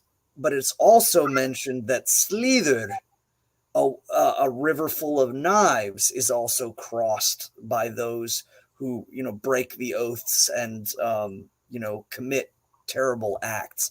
So I think poetically there has been two usages of it, and so I often say that there are two rivers. And again, oftentimes the pairing of rivers is done, and I kind of take Slíður and Gjöll in comparison to Kormt and Ormt, which are twin rivers sourced from the same place in heaven. And so it's not outside of the understanding of it. But yeah, if you're looking for a specific river of the dead singularly, I would say Gjöll, but Slíður is also there, and the bridge crosses over it. It's just that Gjöll is the first river. Well, and when the well actuallys push up their glasses and like, well, you see, the rivers are symbolic and tell us something. You're not like trying to walk over a rickety bridge over actual water to like chill on a beach with like dead bodies on it. This is imagery that teaches us truths. At the end of the day, one river, two rivers, it's not the point. Don't miss the forest for the trees. Yeah, the bifurcation of the path of the soul that is that the ancestors rebuke, or the soul that the gods condemn, finds the bifurcation to go into the nether path, and that is the path through the rivers without a bridge. So the bridge is that symbol of having a clean and clear connection versus having to fare, because now you're no longer, you're outlandish, you're Utgard, you're no longer given the afforded comforts of being within.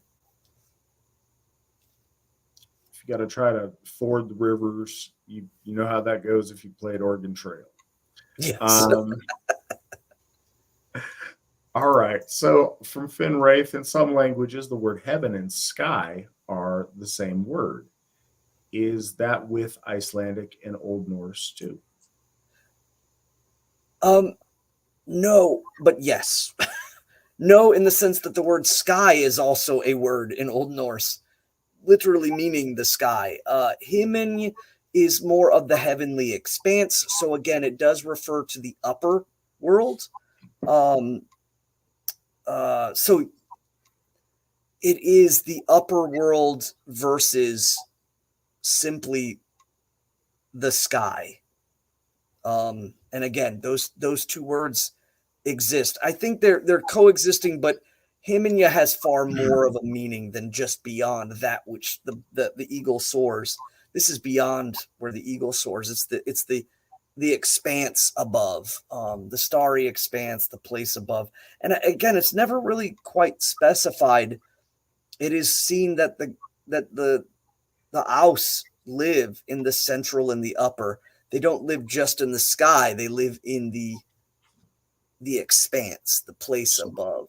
Correct me if I'm wrong, but it's similar to how it's come to us in English. Like where the plains are, that's like blue with clouds, is the sky. If you gaze up into the heavens, that's the sky too, but it's also like space and looking up at the Milky Way and like looking up into infinity. Yeah, it has that because they use the words like of height, not meaning title, but meaning of great elevation, sky and heavenly expanse. So it does mean sky, but it means more. It means a greater sense. Also from Finn Wraith, where do you think the AFA will be in another few decades? So interesting question, because I want to be maximally positive and hopeful. So I don't want to like set limitations on it. But I also, when people ask me questions here on Victory Never Sleeps, I want to give a real honest answer. So I hope for much, much more than this, but conservatively, in the next few decades, so let's call it few, let's call it two. So few, let's call it like three. Next 30 years, I would really like to see the AFA finish our first 12 Hofs out. I think I'd like to see that in the next 30 years, and I think that's very doable. In 30 years, I feel that we'll have a thriving community at Sigerheimer. I think that we will have Tiershof there, absolutely.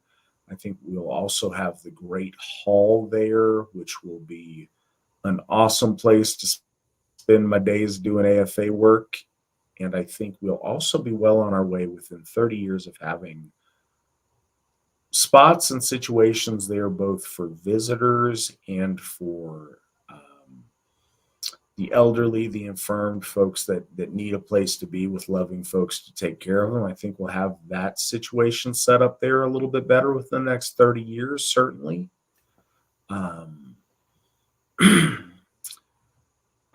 Within 30 years, I'd like to get past that first 12. I think within 30 years, we can probably also have a Hof to Frigg and Freya. And I think we'll be at the point of figuring out what we're doing next as far as naming and dedicating Hofs. I'd like to see those be spread out to where they're closer to a whole, it goes without saying, but to a lot more of our folks. By then, I hope one of those Hofs is outside of the United States, but we'll see. It all depends on how that works. I think by the next 30 years, again, with the way stuff's going, it's hard to tell, but I would really like to see our membership in the 10,000 plus range. And I think that's extremely ambitious.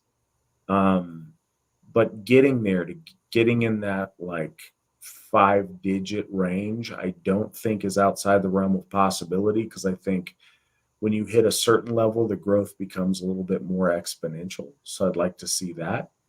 I've said this a lot, but I think that one of the big things that restricts our growth at present is so many people who would be here and should be here simply don't know that we exist. And it's hard with current woke throttling back our ability to use social media and conventional outlets. it's harder for us to get our message to more people. So I really hope everybody is sharing this with folks and helping bump up the algorithm for it so more people can see it. But I think we have a ton of people that would love to come home that simply don't know we exist and that it's an option. So that's something I really see in the next 30 years. 30 years from today, the AFA will be almost 60 years old. We are in our 30th year right now, so we'll be in our 60th year then.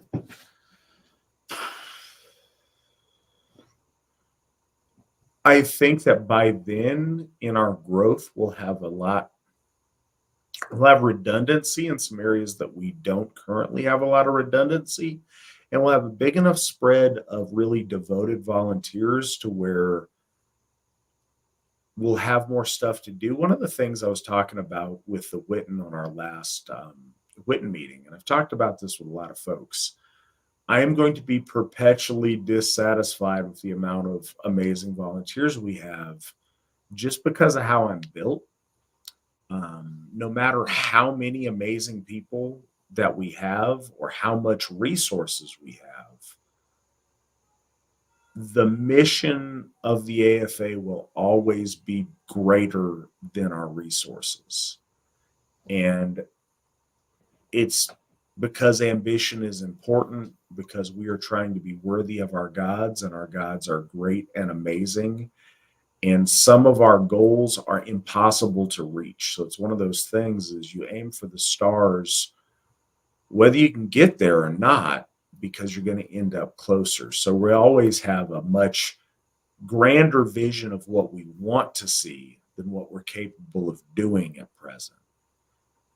And I think that's a good thing. And it's something we'll always have. If we had, pick a number of funds or members or any level of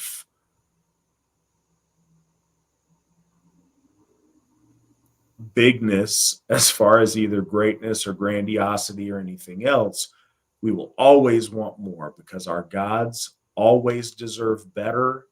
Our descendants always deserve better. No matter how great we become, we should be more. And that's part of Victory Never Sleeps. You don't ever rest on what you've accomplished. You're always looking for more wins. Winning is about continuing and trying and always moving forward. And that applies just as much if you're, flat on your face or if you feel like you're on top of the world. There's always more to do.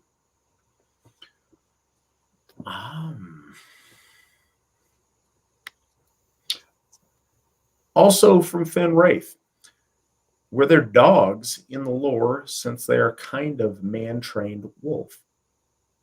Garm is the only one I am familiar with off the top of my head. Are you familiar with more than that?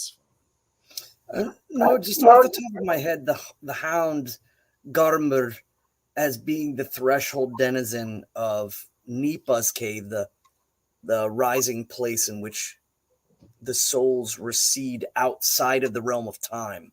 They go through this threshold and then enter into a place that is, again, away from the pinnacle of the gods above. But I think that question came about during the time of Geri and Freki, and the idea of them being actual wolves or being wolf-trained dogs. I think the application of the idea is still kind of the same.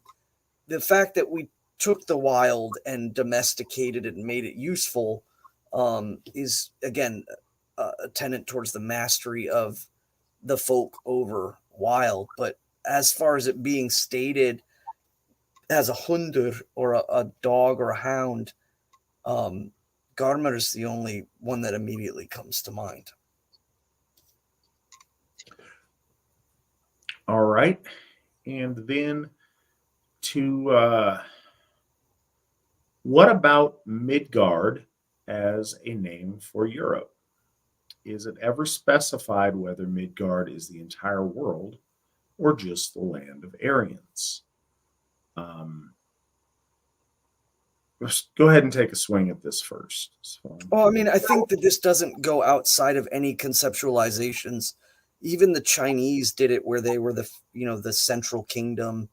They were the place in the center of things. I think all folk,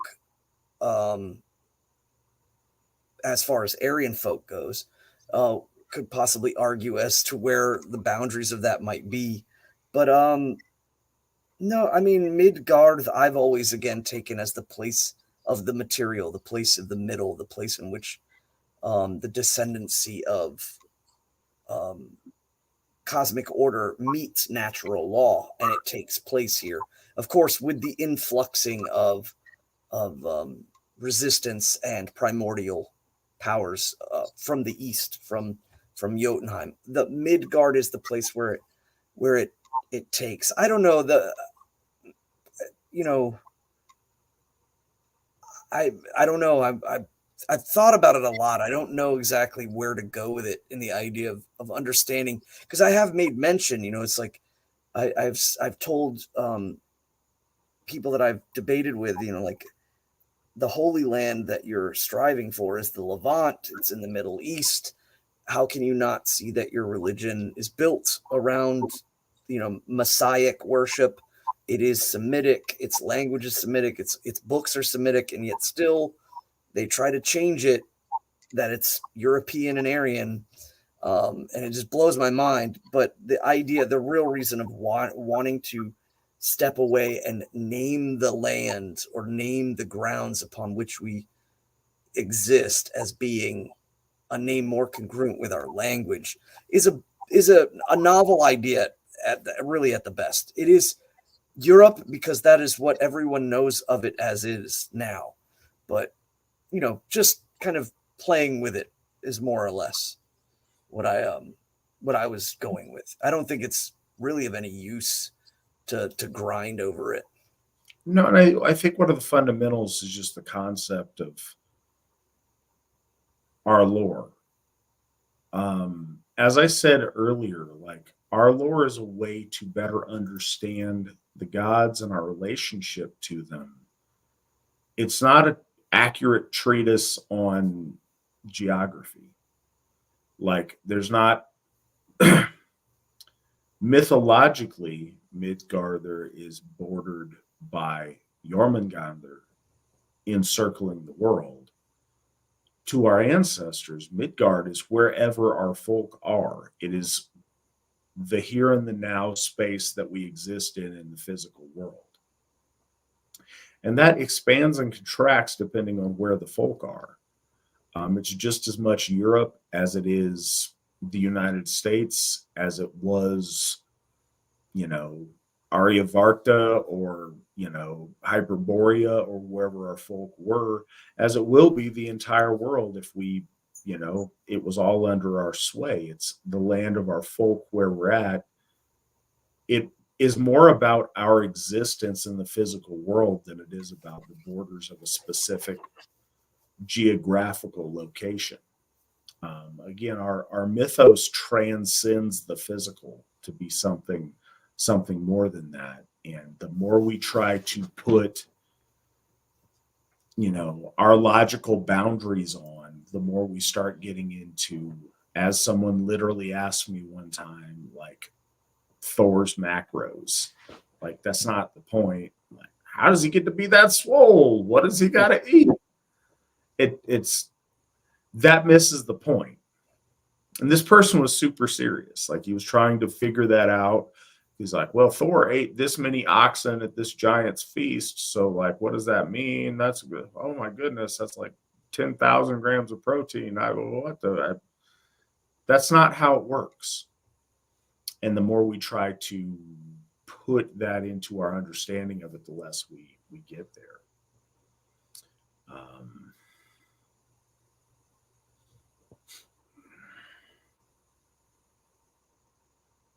The next question, with our religious calendar being in a clock shape, would it be at all inaccurate to say that our years are the gods' days? Why would you say that? Oh, wait, did it say God's days? Yeah. Oh. Like, again, to try to specify time as if the measure of time of one of our years equals one day of the gods, or whatever that might be. I don't know why we would do that, other than if that's a poetic expression that the god's sense of time is more vast than ours or something. But I don't know why one would be compelled to try to measure it in that way. The one thing I always try to expound upon is that the ever turning, the maelstrom, the mundalfari of it all, is that the gods exude above it and that it descends down. That the cyclical nature of the middle world descends from the zenith of the gods, from the central point, from Yggdrasil. From that center point, it all mills down. So again, the gods are above time. That time and its effects, that weird and Orlaw, or just Orlaw if you want to go in the totality of it, Orlaw that descends from that place as a zenith point, spirals and mills down into the middle. And there it is connected to the influential factors. So therefore, the gods are above. And it's interesting when we talk about the places in between, like Leos Alzheimer, or how Heimdall is kind of, again, in between. Those thresholds are interesting. And the thresholds between the heavenly outside of time and when they pass through liminal space and go down into the primordial, and into Jotunheim. So I would say it would be even more congruent to look at it as that from that pinnacle point, they are around it and above it or outside of it, and that moving into it, then you can paradigm the idea of what a day is to a god or what have you. But outside of that, I think they're above it. They're above Yeah, that. I don't think that's the right context for the question. And I think that, even I'm familiar with, Jewish lore that talks about that kind of a conception. But even in that sense, it's more to say that their God, is timeless or exists in like incalculable amounts of time. It's much like, how many doors are in, how many rooms are in Thor's hall. It's not an exact, building plan. There's lots and lots of rooms there. So, certainly our gods are ancient, and their scope of time is much bigger than ours. But rejecting that paradigm, like Svan says, our gods are above and outside of time. They exist, as I've called it, in mythic time. They exist in their own thing, where our conceptions of past, present, and future don't have the same bearing or meaning to them. Our gods are certainly aware of time as it exists to us as part of their divine wisdom. They understand that and where we are in time, but their position is outside of that and conceived in a very different way. He expounded on it a little bit here, and I think he is going in a different direction than perhaps the way we took it. I see more coming through now. Yeah. So what he added was, I was meaning more in just how the year works. I'm seeing winter as night, because I've heard Yule be said as midnight, and our Ostara celebration is a dawn, and the summer being daytime. Am I off the mark? I don't think so. So this brings it back in, and I apologize for any misunderstanding of the previous question you asked. I appreciate you clarifying. I think that's a poetic way of putting it, as far as like, one of the gods' days. I don't know that it works that exactly or that cleanly, but yes, very much there is a connection between those things.